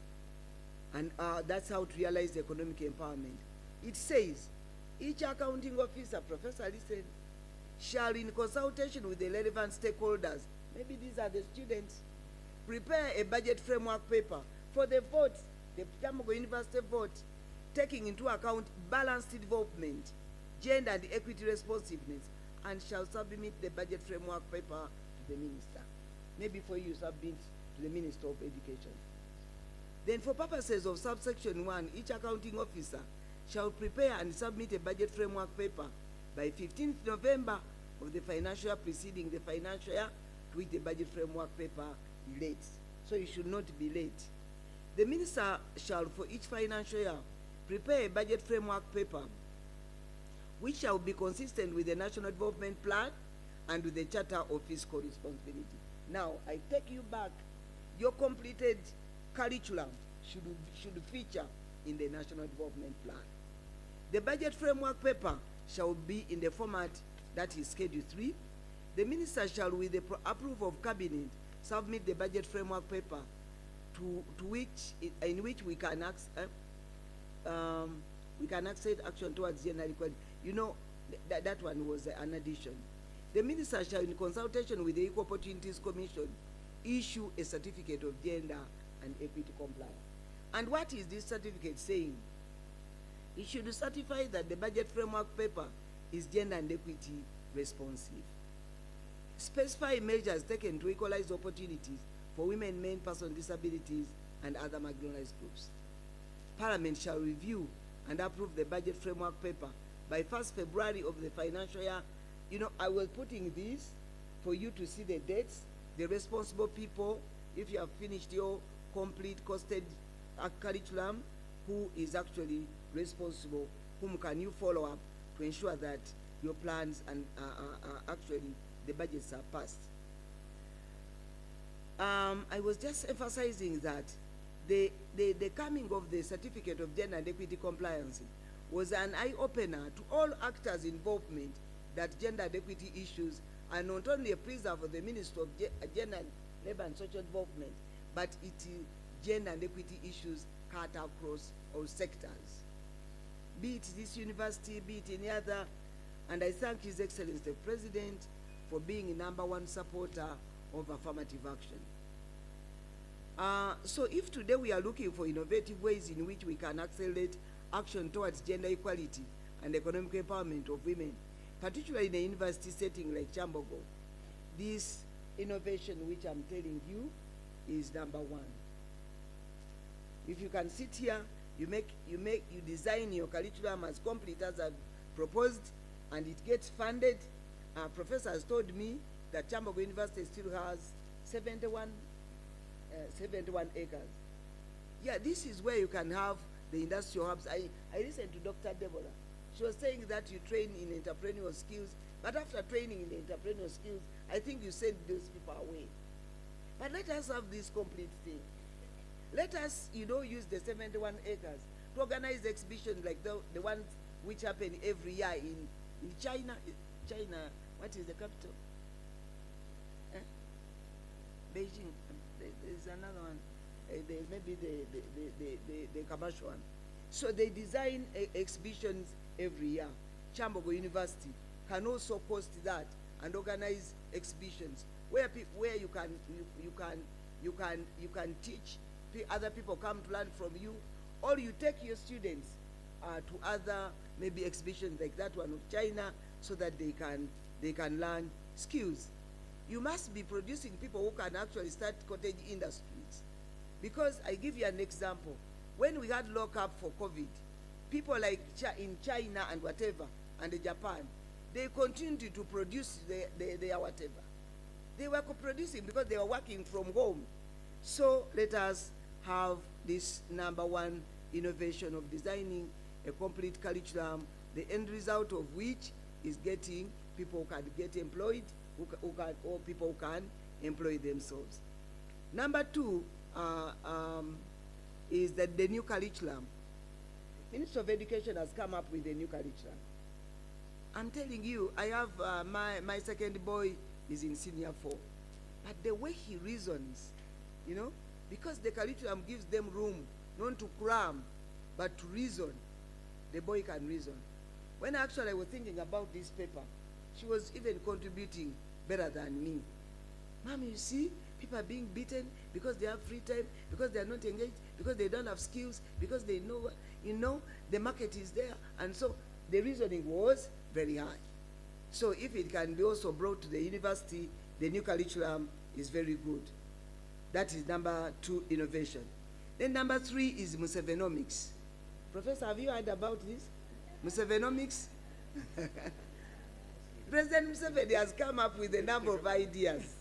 You know, like constructing industrial hubs, like us being a manufacturing camp, whatever. Let me just give you a task. You go and read Musevenomics. Yeah, the book is there. Then number 4 is the technology around. The technology, I think, can make us to learn so many things. Then artificial intelligence. Artificial intelligence, these are young people, you know, this is the world where they are going to live with artificial intelligence. I was thinking about artificial intelligence because you must be aware of artificial intelligence, because you may think that I'm trying to get this job when artificial intelligence is always taking it away from you. You heard about some banks in Singapore which were doing away with like more than 4,000 workers. So, you know, you must train for something which can sustain your life. And the last one is number 6, the global village. We see countries like I've told you about, you know, you sit here, but you can see what is happening in other countries, the global village. So you can learn what other countries are doing. And maybe this one outside of my presentation, Professor, I would like, as a person with a disability, I would like to first of all thank those people who merged UNICE to Kyambogo University. I don't know what the students with disabilities feel, but one thing we lost as person the disability fraternity, UNICE was producing special needs education teachers. But special needs education teachers are short. The numbers are few, and we don't have enough special needs education teachers. You find a special needs education teacher, one like this. Of course, you teachers, you have specialization of 2 subjects, not so. But he's in a school, a primary school, he's supposed to teach special needs education students from P1 up to P7. And that's not the arrangement, because there is lower primary, there is upper primary. So we lost that one. I don't know how the new setting can help us to produce as many special needs education teachers as possible. So Professor, Dr. Deborah, these are some of the ideas I've actually come up with, and I don't know whether they work for you or they will not work for you. But I know that anything which is not budgeted for, anything which is not in the national development plan of this country, you cannot get it. I thank you for listening to me.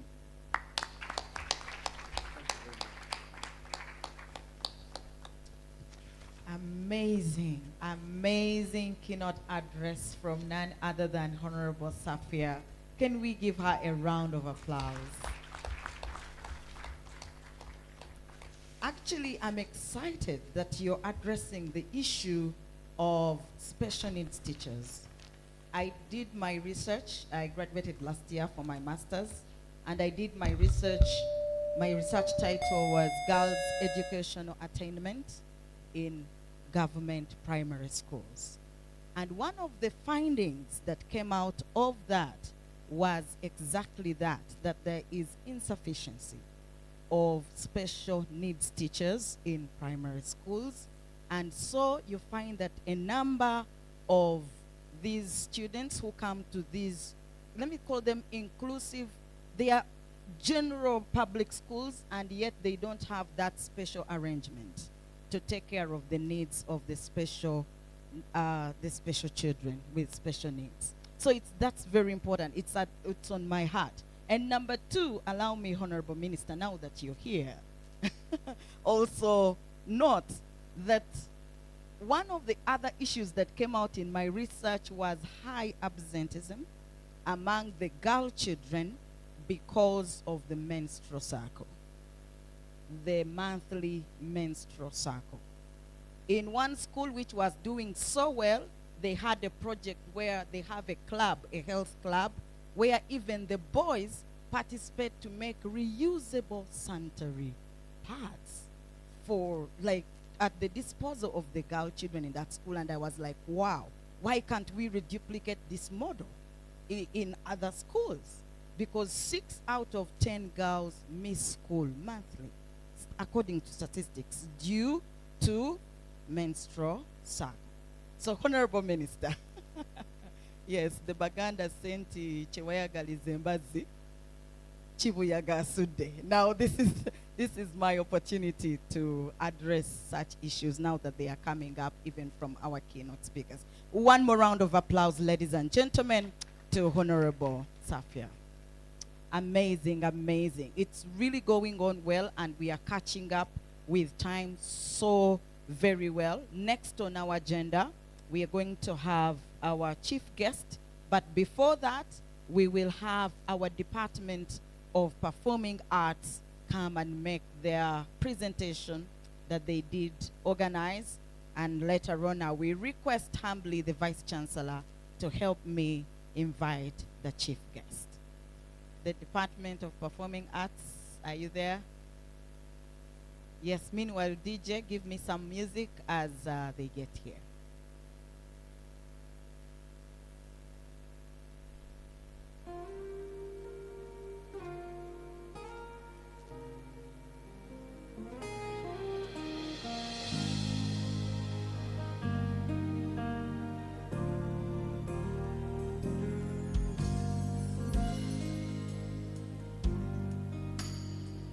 Congratulations, a special congratulations to the new guild leadership. I was following keenly. I enjoyed the debate. Yes, I did. And kudos to that young lady who was contesting among the guys. Can we clap for her? She did so well.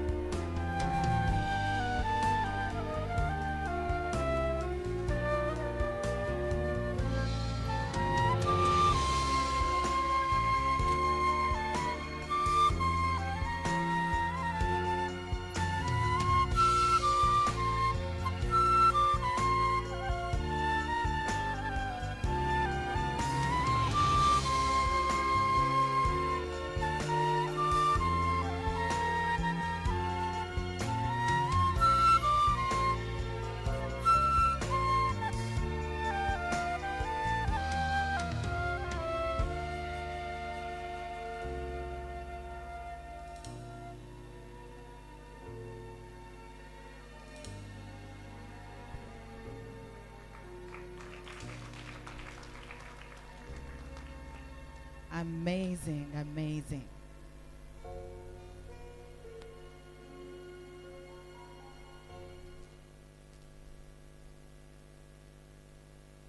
Yes, ladies and gentlemen, a round of applause for the Department of Performing Arts. Who agrees with me that was so soothing, right? It was so soothing. Someone knows that song that they last played? Let me hear it. I see. I can show you the world.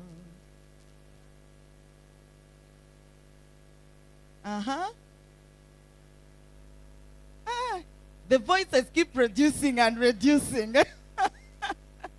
Wow, that is so classic. That's what they call classical presentation, right? One more round of applause. Thank you.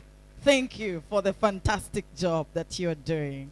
Dr. Deborah, do me the honor to help me invite our chief. Yes, please. Yes, I beg your pardon. Mr. Vice Chancellor, sir, let me request you to do us the honors to invite our chief guest today.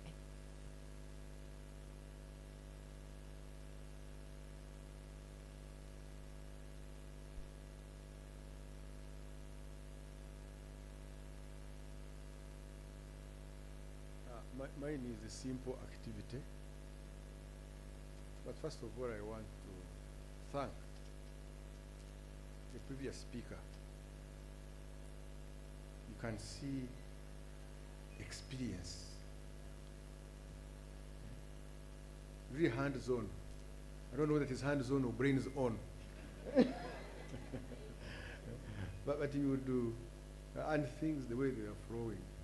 I've been on this, I've been on this. And for that matter, before I invite the chief guest, I can maybe request that we'll have a meeting. I come to your office and I tap on that brain that talks about gender issues, not only gender issues, budget. She has been there. You know, politicians do it better. They know the language better than we, the academicians. Let me take this single honor given to me to invite the chief guest to come give your address. Thank you very much.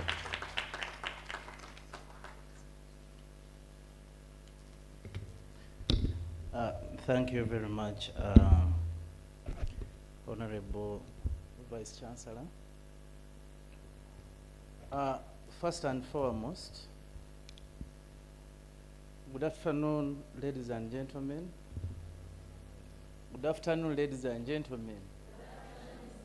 You know I'm still a young man, I need the vibe, not so? First and foremost, before I read the formal speech of the Honorable Minister, I just want to make few remarks as mine, as Aji Idi Mayanja Mubarak. And one of them is tell you that I'm a student who believes in a student of African literature. And African literature, for those ones who have been so close with the Nigerians, the Igbos say, if a child washed his hands, then he would definitely dine with the what? The kings. And for avoidance of doubt, I know the expectations was to see Honorable among Betty. However, I'm here representing her, not because she didn't want to come, but because of other commitments that she's representing, and in a meeting, interministerial meeting, Uganda is hosting the African Region Forum on Sustainable Development Goal 5, and we have this arrangement under the African continent that member states host this event everywhere, and she requested me to be here. So for avoidance of doubt, because of the gender language, I wanted to make it clear so that you don't think otherwise that I'm among Betty. Thank you. The other interesting thing, Professor, is that I'm back home. I'm back home. Kyambogo University is where I started from, which actually gave me the discipline that Honorable Safia Narode was talking about. We are one of the discipline products in the labor market. That's where it gives the reason as to why today I am standing in front of you to speak to you. But the most interesting thing, because I'm in the, Honorable Nare was asking whether she's in the records of this university. For me, it is eminent that I was here pursuing my bachelor's degree. Later, I came back for my master's degree in the same university. But while I was here in 2004, pursuing my bachelor's degree, I contested for guild presidency in this university. So that is a clear cut that the person you are speaking to loves this university. Though I didn't go through, that is expected, of course. Though I didn't go through, but what I'm going to speak to explains why. I contested with Honorable Nabukenya Brenda, the current woman member of parliament of Luweero. But because the first female guild president of Kyambogo University, in my heart, as I was actually campaigning, I had that conscience of saying, I think women needed this space. We reached a level where they were telling me now, Idi, you need alliance with Nabukenya. But because of that masculinity, I could not say, okay, I would really stand down for a lady. But she was such a powerful lady. She was very eloquent and articulate, like Aisha was today this morning. So she won me, and I considered defeat immediately because I knew the female power had actually come. The second issue that I want to address you to before I read the minister's speech is the issue of the population of Uganda. You are aware that recently Uganda went through a census, and the results of the census revealed that women now constitute 51.6%. And for the good mathematician, when you round up 6, it goes to 52%. So what does it mean? For students who are here and you are an economist, what does it mean? That we cannot render the biggest proportion of the population to be redundant. That is not economics. So if there is anyone still in this country who thinks that investing into women's empowerment, it is only right, I think they are wrong. Rather, it makes economic sense and a business case. Because if you rendered 51% or 52% of the population to be consumptive, then what would it mean in terms of economic sense? It means we cannot achieve our GDP because the biggest proportion of the population is consumptive. They only consuming. This is the implication. So what we are talking about today in terms of celebrating women, talking about the achievements of women, it makes economic sense. That is why government is so much interested to ensure that under its planning framework and the legal framework and the budgeting processes that our keynote person gave, is to ensure that we want to unlock the potentials of Uganda so that the 52% of the population, they are active, they are contributing, they are in the labor market, they are paying taxes, and at the end of the day, Uganda is going to achieve its aspirations as envisioned in Vision 2040. So I wanted to make this very clear. Lastly, in such situations, we need to reflect on so many things. I had here the young ladies who gave us poets, especially one which was speaking to what have we done wrong. This is appealing. We should ask ourselves so many questions. Recently, New Vision ran a story which was saying 35% of girls in Musoga are being impregnated. Adolescent girls in Musoga are being impregnated. Age between 10 to 15. Is that the Uganda that we want to see? So it is an issue of demanding that we are all responsible. And for us who are still in school, it is a tall order for us because it is our responsibility to change the society that we are living in. My brother from Kyambogo College said, let us not blame the men, we blame the society. Because actually society sat and set up these stereotypes and the norms. But it is our responsibility today to unlock these social norms. Let us write the positive social norms that we embrace as Ugandans, like our food, our language. Then those ones that say we marry young girls, then definitely we cannot have Dr. Deborah here.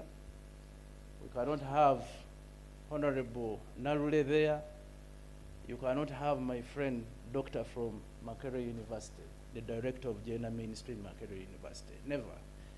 Neither will you have the eloquent Director of Ceremony. She could not be amidst us if we cannot speak about these things.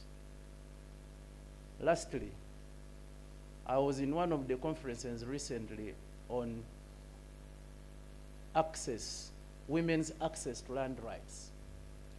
And one of the women spoke in that conference and said, you are telling us to have access to land, to have access to property. But how can property, okay? How can property have access to another property? You get? If society has subdued women to regard them as property, the woman was saying, how can a property own a property?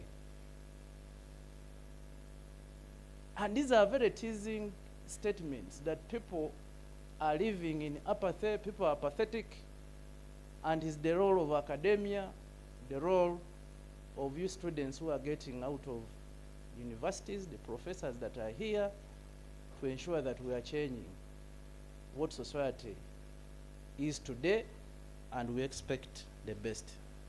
So I wanted to make those ones on my own as Idi Mayanja. I work with Ministry of Gender, Labor and Social Development as a Principal Women in Development Officer. That's why you should not even miss the minister, because I'm the right person for this job. My title, I'm a Principal Women in what? A very unique title. Who has ever heard about it? Very unique. Yes, I want everybody to go back and think about the job that I'm doing. Principal Women in Development what? Officer.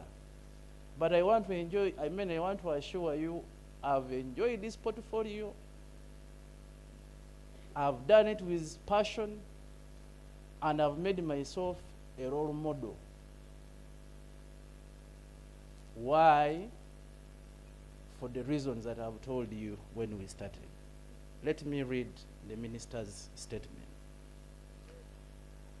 The Vice Chancellor, represented by the Deputy Vice Chancellor, Finance and Administration, Honorable Safia Narule Juko Chairperson, Equal Opportunities Commission, all professors and doctors who are present,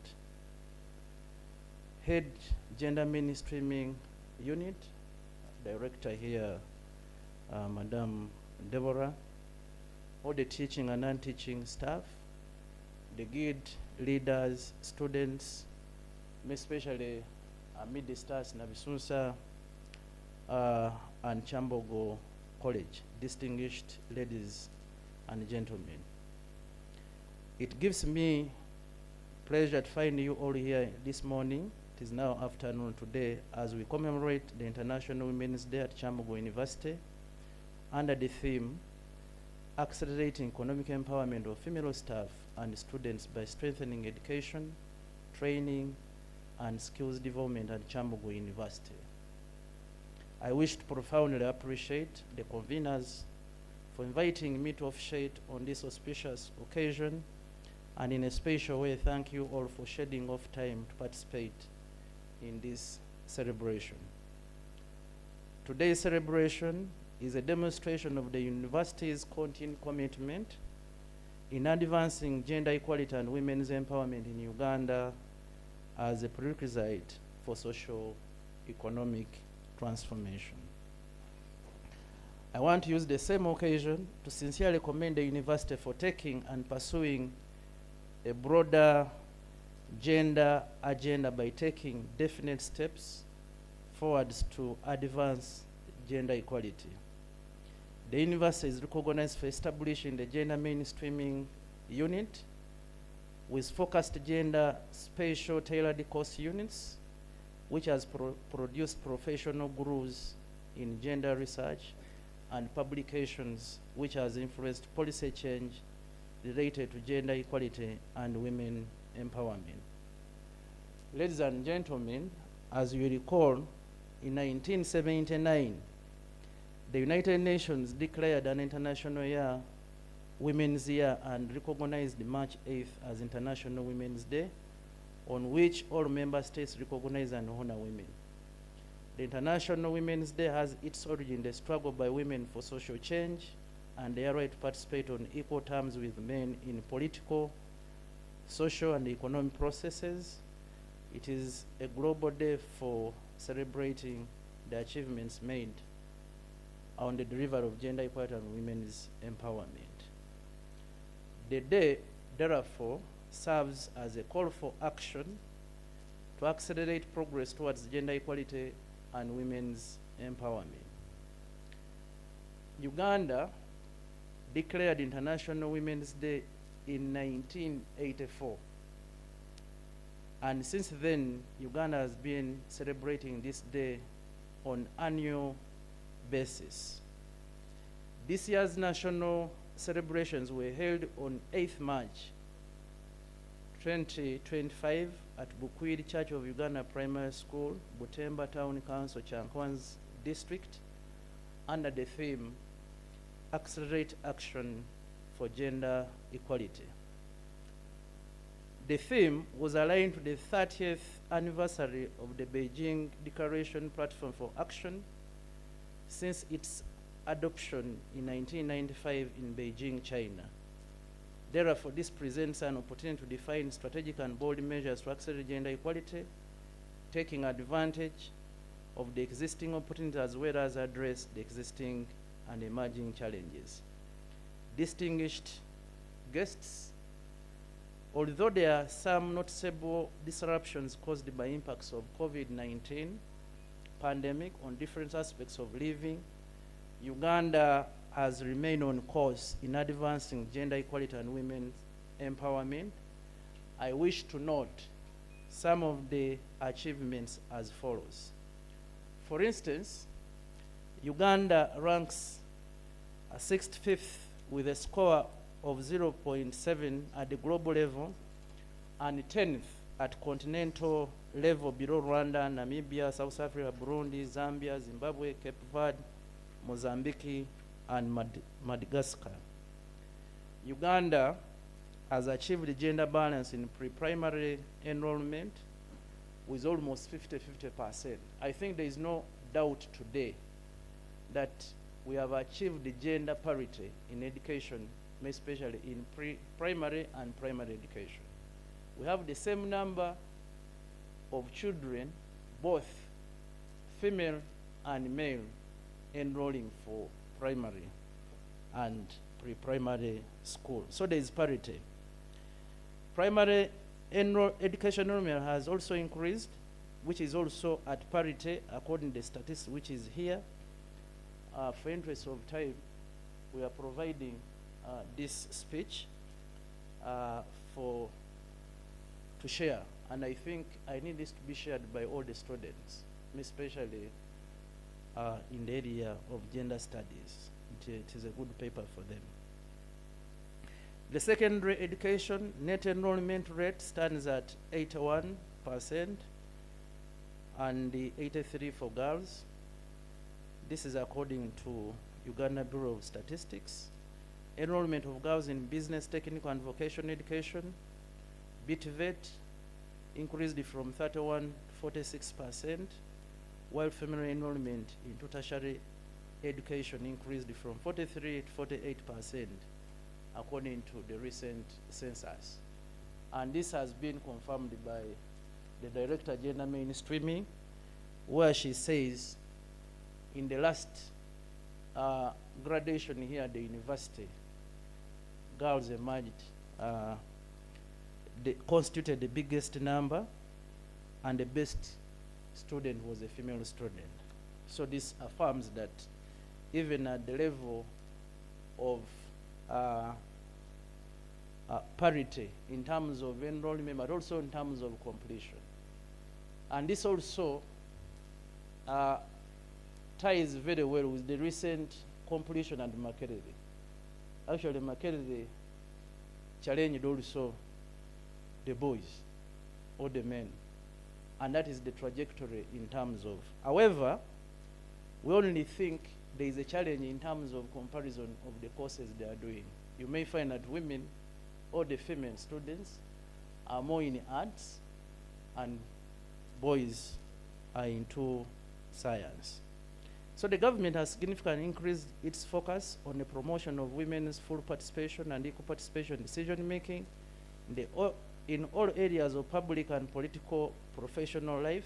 Currently there are 32 senior ministers and 14 whom are women. That constitute about 44% compared to 36% in 2016. And the professor has actually alluded to this progress. I may not want to repeat. The same, he mentioned about the members of parliament, the 175 female members of parliament. We have now permanent secretaries, about 17 of them. In a number, we have 34 in Uganda and 17. So it means there is parity in terms of permanent secretaries. But also the statistics, at least now we have about 37% of women now in managerial positions, though there's still a gap, but you would see there's progress. Ownership property among women has also improved.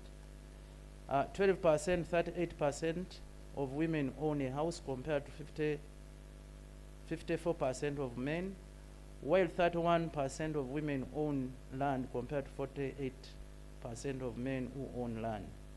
57% of women own land with legal document compared to 58% of men, which is a significant improvement from 16% of whom own land in 2000. And you know, recently when we read this figure, it was disputed. The 57% for women who own land with legal documents compared to 58% of men. Even actually in cabinet, I was in cabinet myself, and we were saying how. But what census revealed, when they asked women and men, especially those ones in the labor market, they say they owned land.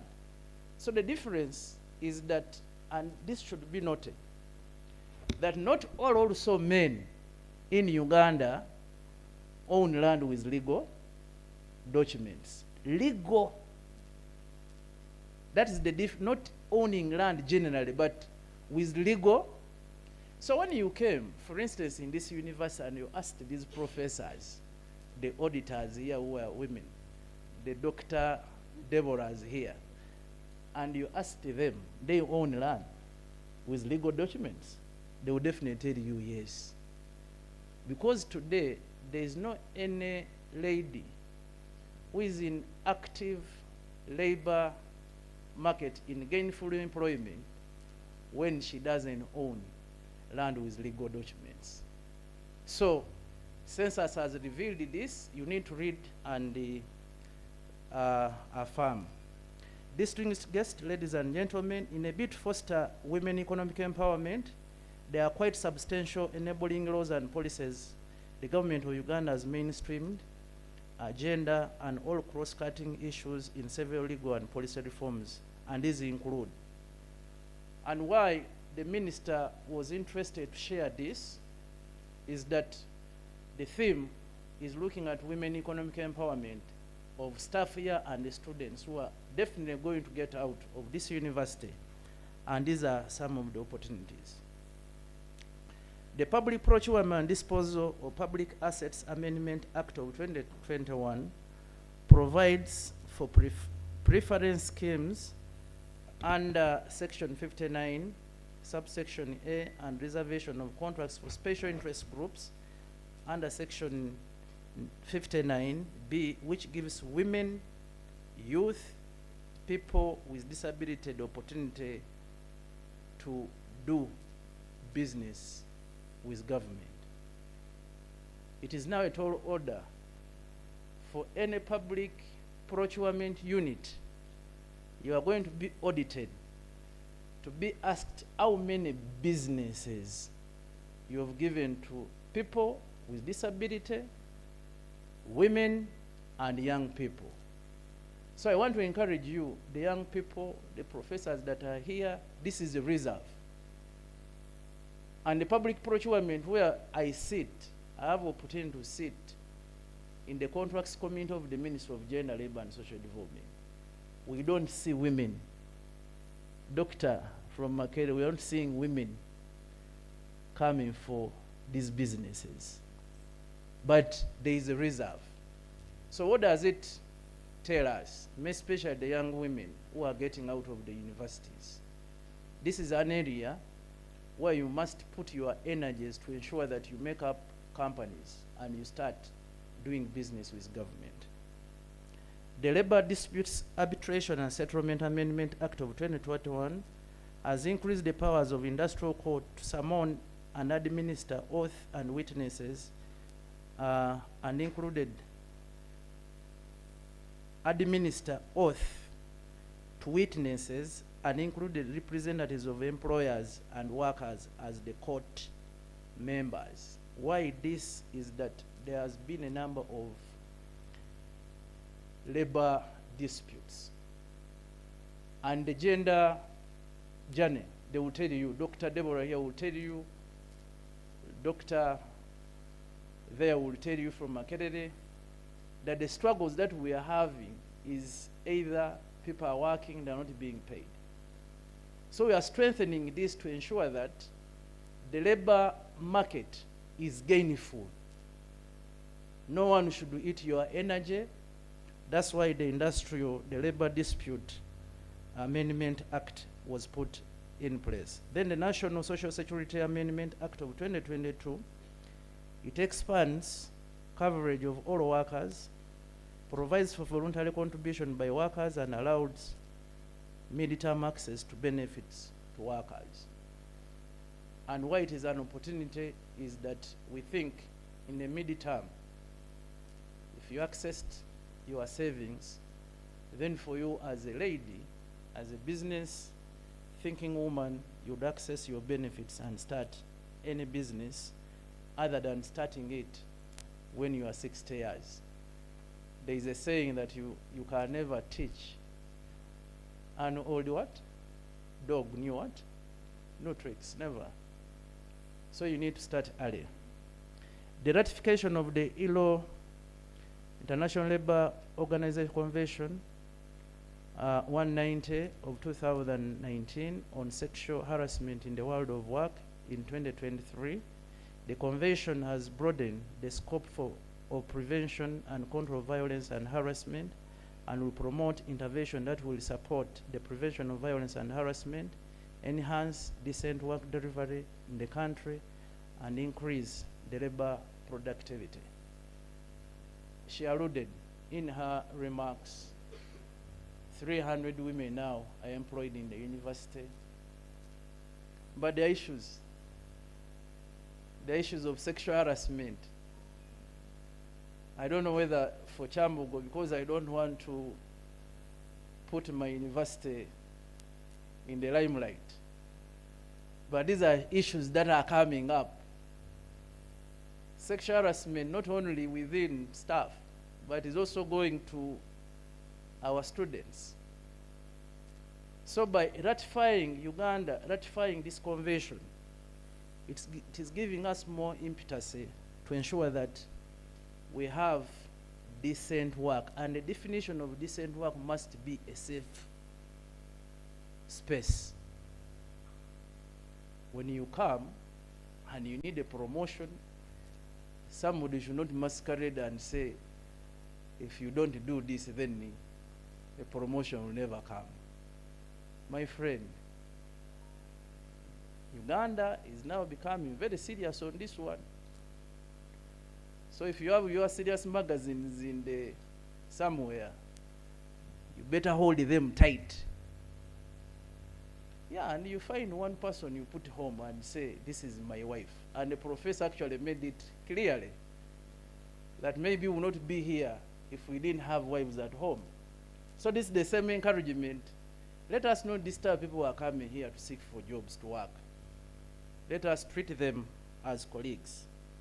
Then the employment recruitment of Uganda migrant workers, regulations of 2021 strengthen the legal framework to guarantee decent, safe, and secure jobs for Ugandans abroad. Our ministry, on behalf of government of Uganda, has now signed bilateral agreements. Initially, it has been what we call popular kadamas. But now we are going into professional jobs. The government has signed now bilateral agreements with Canada. We are signing one with UK. We signed one with Qatar to ensure that our young people who are lacking jobs, of course the economics who are here, they will say brain drain, not so. That is the quickest they would think of. But we want to ensure that this provides opportunities in terms of economic empowerment to some of our young women. And you must appreciate, because most of the Kadamas who have been to Saudi Arabia and Oman, these are people who had never graduated. Some of them never graduated, not even P3. But they are bringing $1 million shilling every month in this country. We appreciate there may be challenges, but we are working under this regulation to ensure it works for all. Then the Market Act of 2023 protects the rights of caregivers working in the markets and children's rights to care. The ratification of the ILO Convention Sexual Harassment at Work in 2023 and the ILO Convention 2011 on decent work for domestic workers. The Ministry developed the Employment Domestic Workers Regulations 2020 to seek to regulate employment domestic workers, and the provision these regulations include some of the aspirations of the ILO Convention. And the Employment Act of 2024 protects the rights of domestic workers and casual workers. And this is also another area, because you never know. We want to professionalize domestic work as a place of work. And the challenge has been, why would we consider a person who is doing domestic work, including the professors here? I don't know whether Dr. Deborah, how much money she pays the maid. So as we talk of women economic empowerment, the starting point should be with Dr. Deborah's. But research is indicating that Dr. Deborah's, but I'm not saying, I'm just using her name, I'm not saying she pays. They are paying domestic workers 50,000, 30.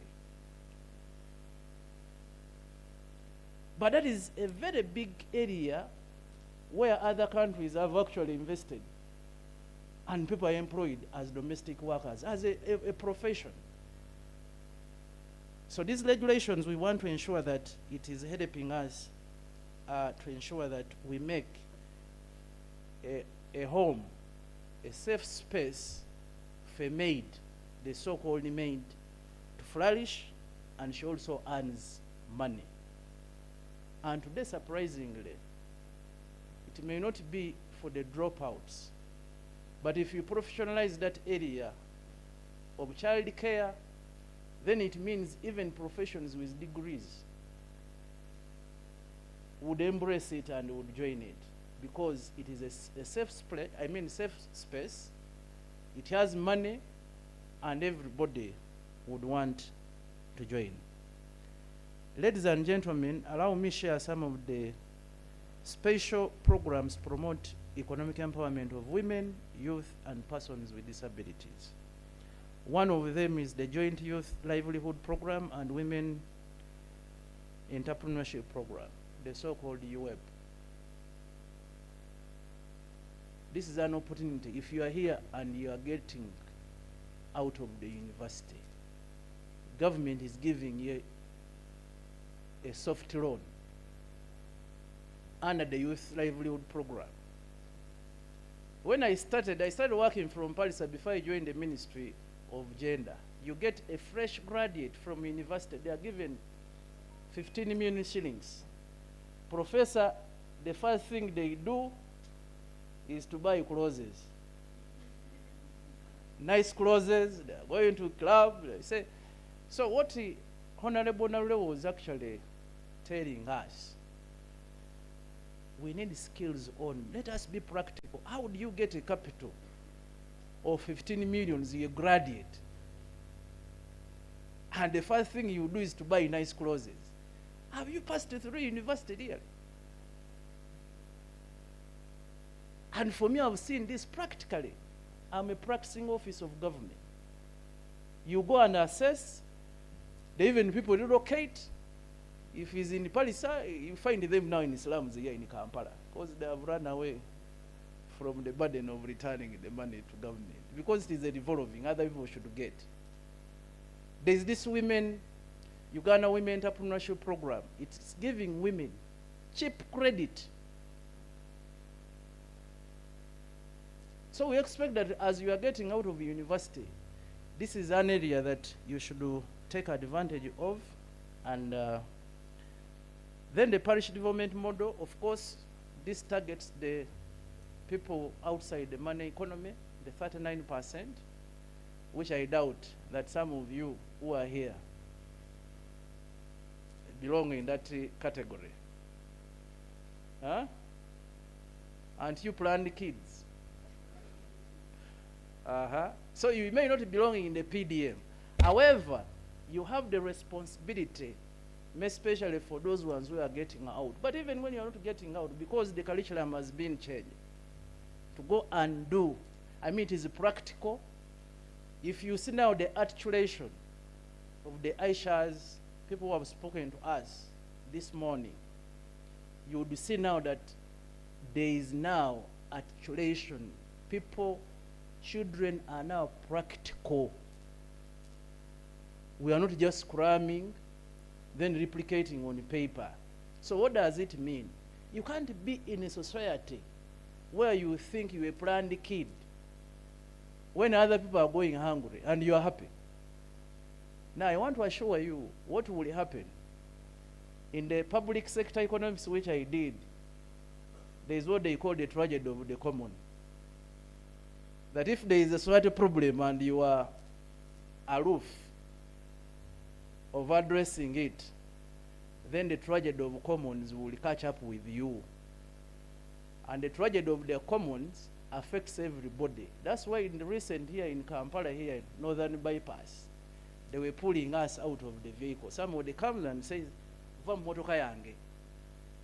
"Oh, give me my phone." He's asking for your phone. Give me what? My phone. So the role is yours to help us change. We have a full-fledged program in this country called community mobilization and mindset change. It can never be achieved if for you, the academia, the society game changers who are getting out of universities, if you are not speaking to this. So that is very important. Then the presidential initiative on wealth and job creation, EMIOGA, still is giving capital. There is this recent one, generating growth opportunities and productivity for women enterprises, the popular GROW. Who has heard about GROW? Yes, yes. Now GROW is giving money, cheap credit to women who have substantially done very well with these other programs, including now you people in academics, because they say professors, for them, their work is to accumulate paper, not money. I don't know whether that is right. But if it is not right, any person with any business, but this has been skewed to women. Women. Because the theme of the day is women. Uganda give you 200 millions. We have put money in the banks at a very low interest rate of 10% annually. You get 100 millions, on top you only put 10 millions. You get 10 millions, on top you only put 1 million. So how will you fail to grow? Ladies, how? For me, where I come from, somebody will say, "No, Zavakologa." Yes, because government. But there is a part of this money called the infrastructure grant, which is currently going on, where they are going to provide resources from US dollars, 75,400,000 US dollars. So please, you apply for this money to develop infrastructures that add on value. For instance, if you are interested in adding value to either coffee, either cassava, either you want to have heard about an innovation here, something, a hub, then this infrastructure grant can allow you to develop. And I feel if actually there is such a hub at the university, then you can interest yourselves to apply for this infrastructure grant, so that what Honorable Nare was talking about, practically, if somebody is making soap should not be in the head. You start rotating. Somebody has a skill in making soap, but rotates like a headless chicken in Kampala. He's looking for jobs. So you ask. She said it. So this means that if you have this infrastructure grant, you can do things practically, pack them. We have also done very well in terms of signing common markets, the East African Common Market, the African Free Trade Area, COMESA. These are all opportunities for us now to trade. And Ugandans, we are fond of being a market. Recently here, if you visit the Nakasero market and you find there mangoes are from Kenya. But we are the best growers of mangoes from here. So you ask, what has gone wrong with our people? When you go to these supermarkets, the eggs are coming from South Africa. For us, we are sleeping. Either if we are not sleeping, then we are not adding value. So the GROW grant is to ensure they are giving you, and the emphasis is, even if it is owned by men, but when it is women-led, it is the women who are managers. Even if it is men-led, but the majority of employees are women, then they can access this grant. And others, the agricultural creative facility, the NSSF High Innovator Program is also on, and so on and so forth. As I conclude, I wish to make a rallying call to the academia on the following. One, to carry out research and offer academic guidance on possible action points going forward to influence both private and public sectors in advocating for behavioral and policy change to foster gender equality and women's empowerment. We would be very happy, and I want to believe that this university is a research-based university, that you help us to do research in those areas to inform policy making that will support the process of gender equality in this country. I want also to promise on the same, if by grace of God, by grace of Allah, I want to come back, be supervised by Dr. Deborah, and I obtain my PhD, so that we add on the publications in gender equality and women's empowerment. Intentionally, more women should be given and granted opportunities to acquire PhDs, since PhD is a critical and a minimum requirement for most of the senior management positions. My friend, it is not by mistake that Professor there, F&A, is seated there. So intentionally, and the Prof, it would be nice, but you give women opportunities to do PhDs. Intentionally, you say, and F&A, we're giving these scholarships. We are sponsoring you, do the PhDs. That's, Professor is laughing. But it is possible. It is possible. Then suggest policies aimed at advancing gender transformation in society. Continue to address gender-based violence by saying no to sexual harassment and negative social norm. This is the monster which is killing our country. Gender-based violence, people have spoken, conversations have been here. Even us men, we are going through the same. There's a new conversation that now women and money, we the men, we are suffering. But it's subjective. because it doesn't have research. Okay? Doesn't have research. But if that is true,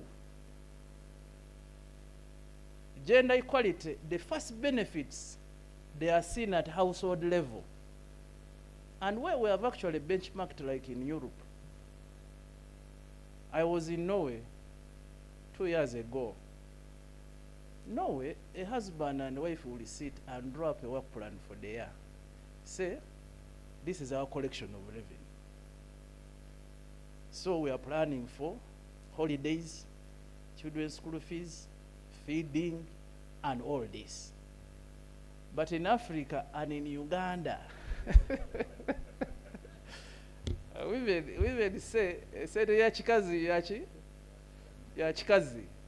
So such a conversation, they may not really transform us. That is a stereotype which we are breaking. A woman's money can never be a woman's what? It is a stereotype. So the benefits must be seen there. This is how we can address issues of GBV. Then lastly, support lactating mothers with a daycare facility at campus. And this can make a huge difference for an adaptable and enabling environment. And this has been alluded very well by the heads of this institution. And I don't know, I didn't get it very well, whether it is there or they are planning to have one. Because, okay, and I will join it so that we really give it more fresh. This is very key, very important. And mothers, especially the students who are also coming with children, producing is not a crime if it has happened. So they must be supported. Lastly, on our side, going forward, government through implementation of NDP4 and the Ministry of Gender Strategic Plan seeks to reduce the gender gap index from 0.523 to 0.5 by reducing vulnerability and gender inequality along the life cycle under the Human Capital Development Program, and the parish development model will be used as a vehicle to extend services closer to the people. The ministry will focus on women economic empowerment, elimination of gender-based violence, gender mainstreaming sectors, in sector plans and budgets for MDAs and local governments, capacity building for women in leadership. But the other aspect is also addressing issues of unpaid care work. Once again, I wish to convey my heart deepest gratitude to the university, and in particular the Gender Mainstreaming Unit, for inviting me to officiate at this colorful ceremony.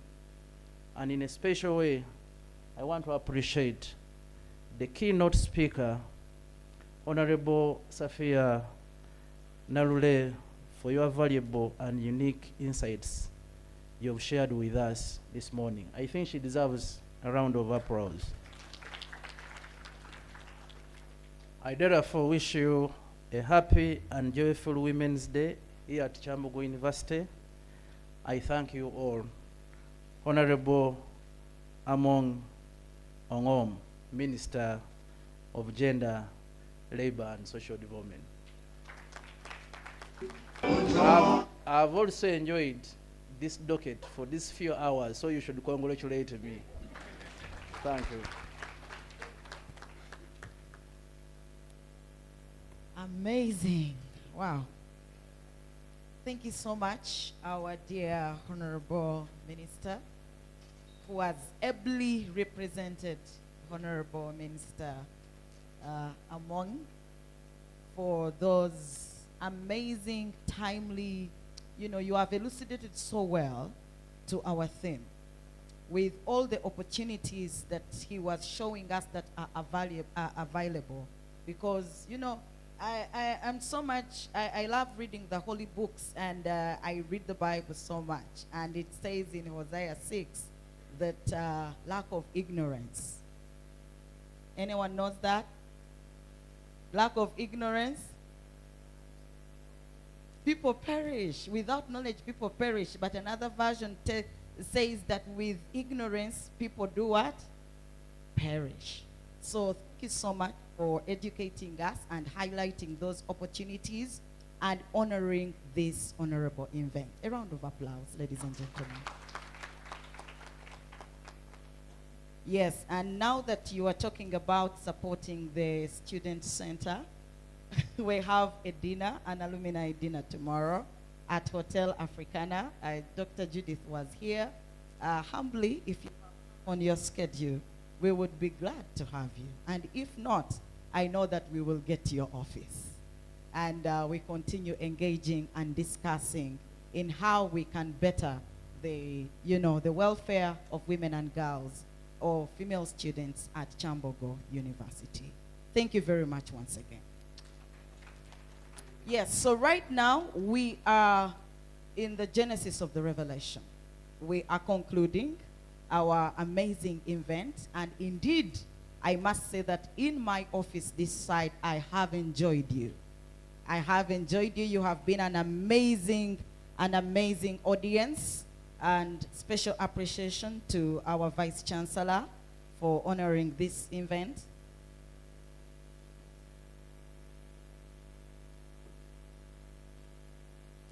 Okay. So thank you very much, our Vice Chancellor, for honoring this event and ably elucidating to the supporting of the women and girls as our theme is. And thank you so much, our keynote speaker. I enjoyed your keynote very much. So we thank you so much for honoring our invitation as well. And of course, our chief guest who has ably done a fantastic job. Principal Women in Development Officer. My first time ever to hear that we have such an office, you know. And at one time, I think I heard of a man who was in charge of UN women. He was the one, and I was like, okay, how is this happening? But I think that's what equality means. That's what equality is all about. Yeah, so thank you so much, Dr. Deborah, once again, for making this happen. I hosted her on my talk show on Women's Day, and trust me, we have the right person in this office. So fantastic. One more round of applause to her. So for those of us that are here, the young man who was whispering to me, we have the cards for the alumni dinner, and it is 150,000. So if you need a card, come to the desk here. And for the our dear visitors, I will represent you to take the cards to them. Okay. And such that we are able. Someone's hand has been up for a while. You're saying something? Because we want to close. Before the guests go, we need a photo moment. Yes. Stand up and say and shout out what you want to say. Oh, she's requesting for a microphone. I see.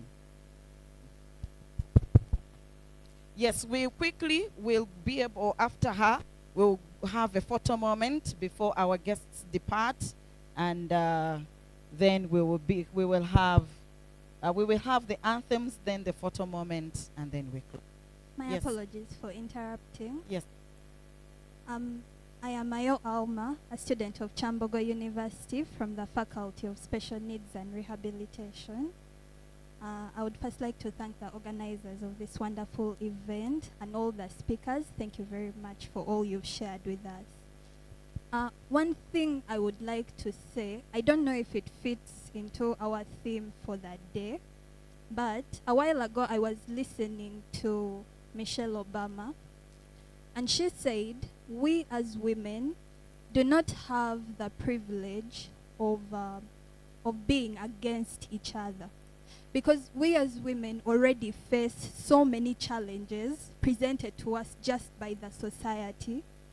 So instead of being against each other, we should stand together as women, support each other, and develop a culture of just being there for ourselves.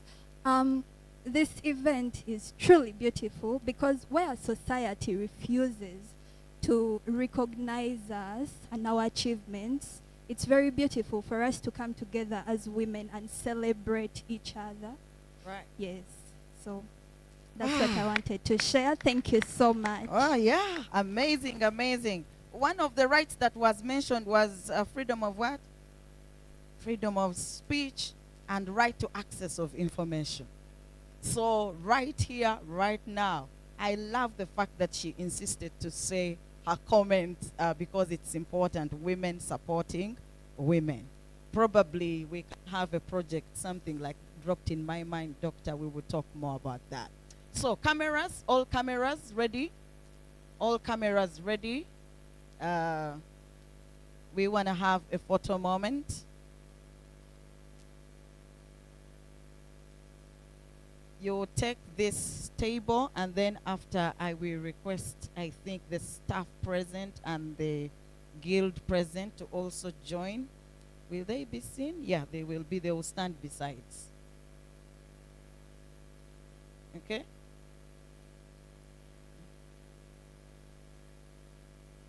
Okay, so yes, they are going to move, and then we will also have some few people join them to have that photo moment. Yeah, yeah. Yeah, yeah, yeah. Whoa. This is another love story. Yeah, yeah. Okay, so I will request the staff present, representative of the dean, faculty, our staff from the different schools, please join us. Please join us. And the student representatives from the two schools, send me one student to represent you. But we will also have a photo. After them, we will have a photo moment for us, right? Yes.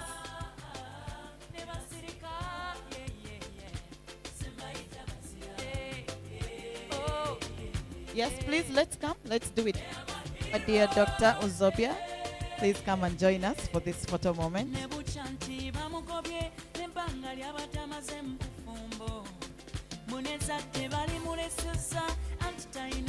Yes, let's come over here. The students, send me a representative to join this photo moment. The students, yeah, please come. Students, send me one representative from each school, please.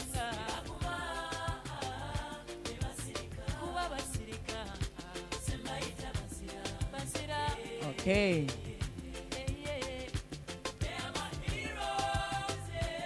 Sorry. Okay, the chief guests have been advised that we move a bit here.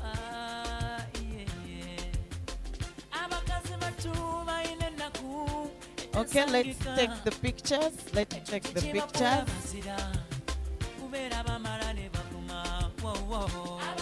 Let's take the pictures.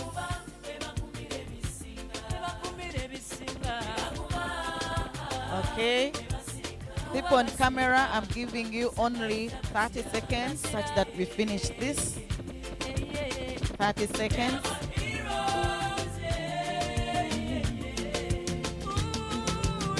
Okay, the smiles. The smiles, the smiles, thank you. Even the MC was present, right? So take just one more, 2 seconds.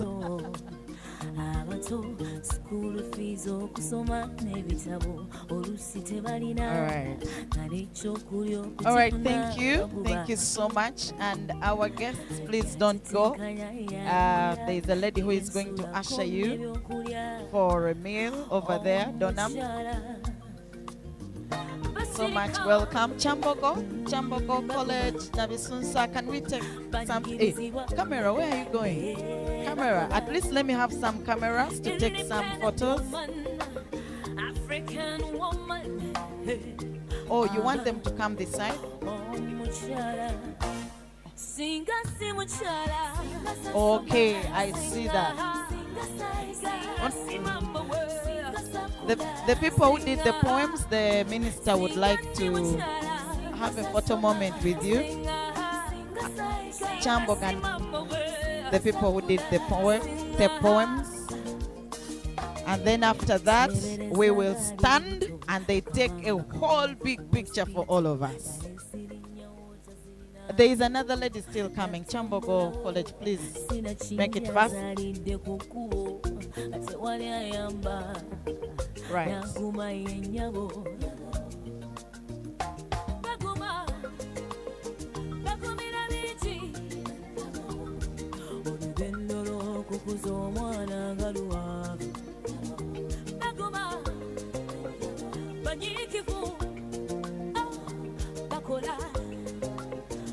Right. All right. So can we all stand? They are going to take us a picture.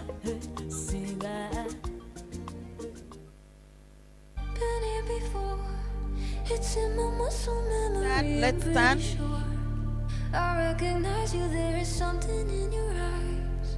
Won't let you get away tonight. You leave me. Okay, so this is what we have agreed with him. We are going to take a whole picture for the entire hall, and then after that we shall have a picture for our Nabisunsa girls here, this side. They will come this side, and after we'll have Kyambogo College, and then after we will have Kyambogo University students. How about here? We stand here.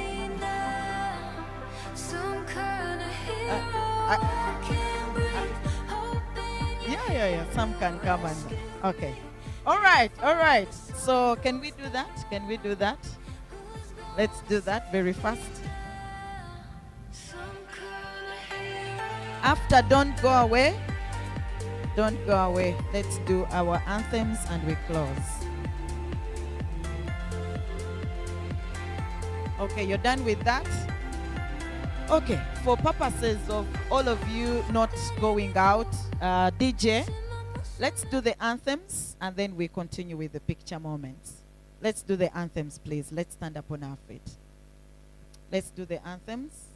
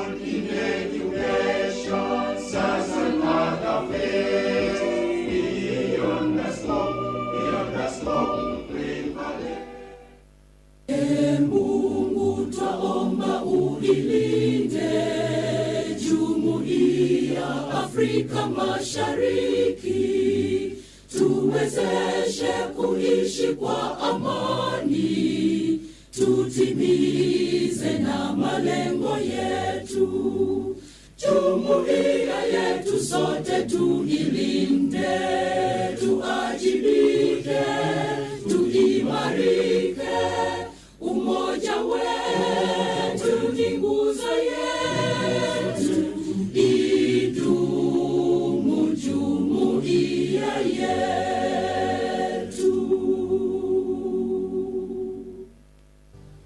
O Uganda, may God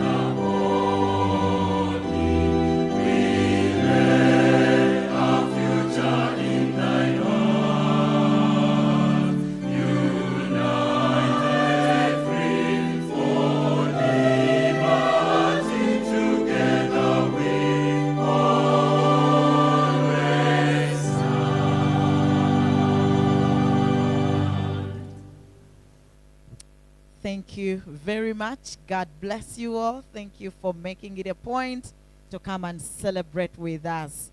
And guys on the camera, can we have a picture for Nabisunsa and for Kyambogo College School and the mentors, and then we will end it at that.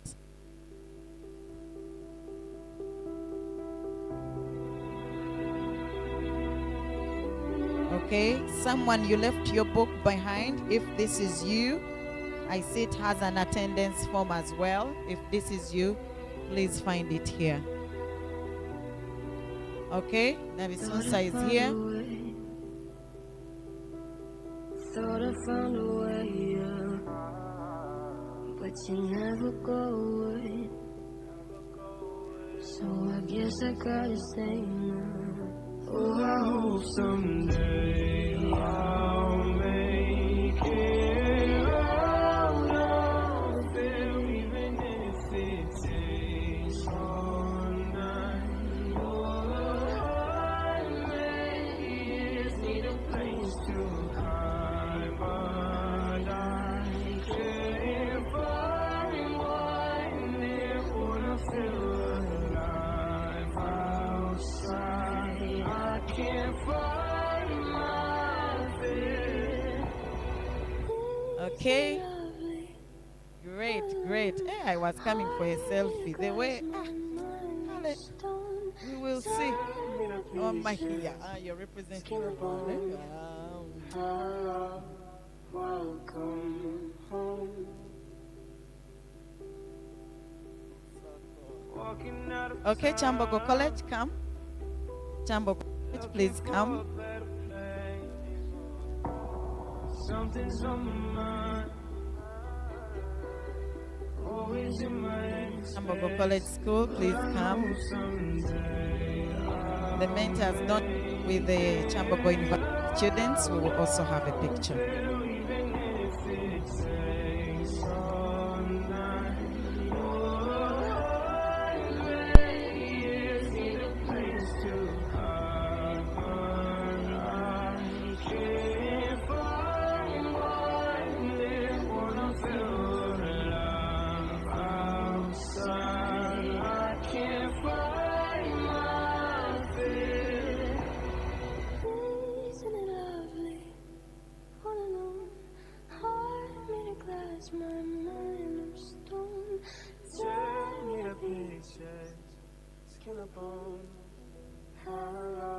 Okay, the cameraman is organizing us quickly.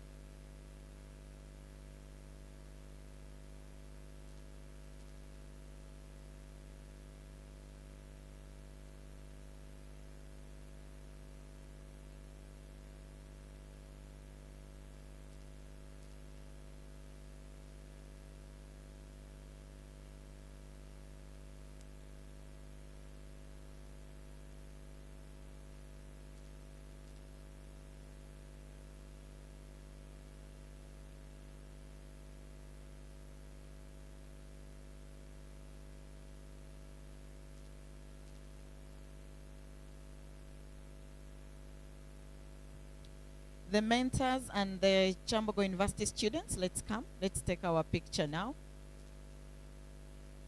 If you're there, you're a student at Kyambogo University, you're a mentor or you're a student, it's okay, come.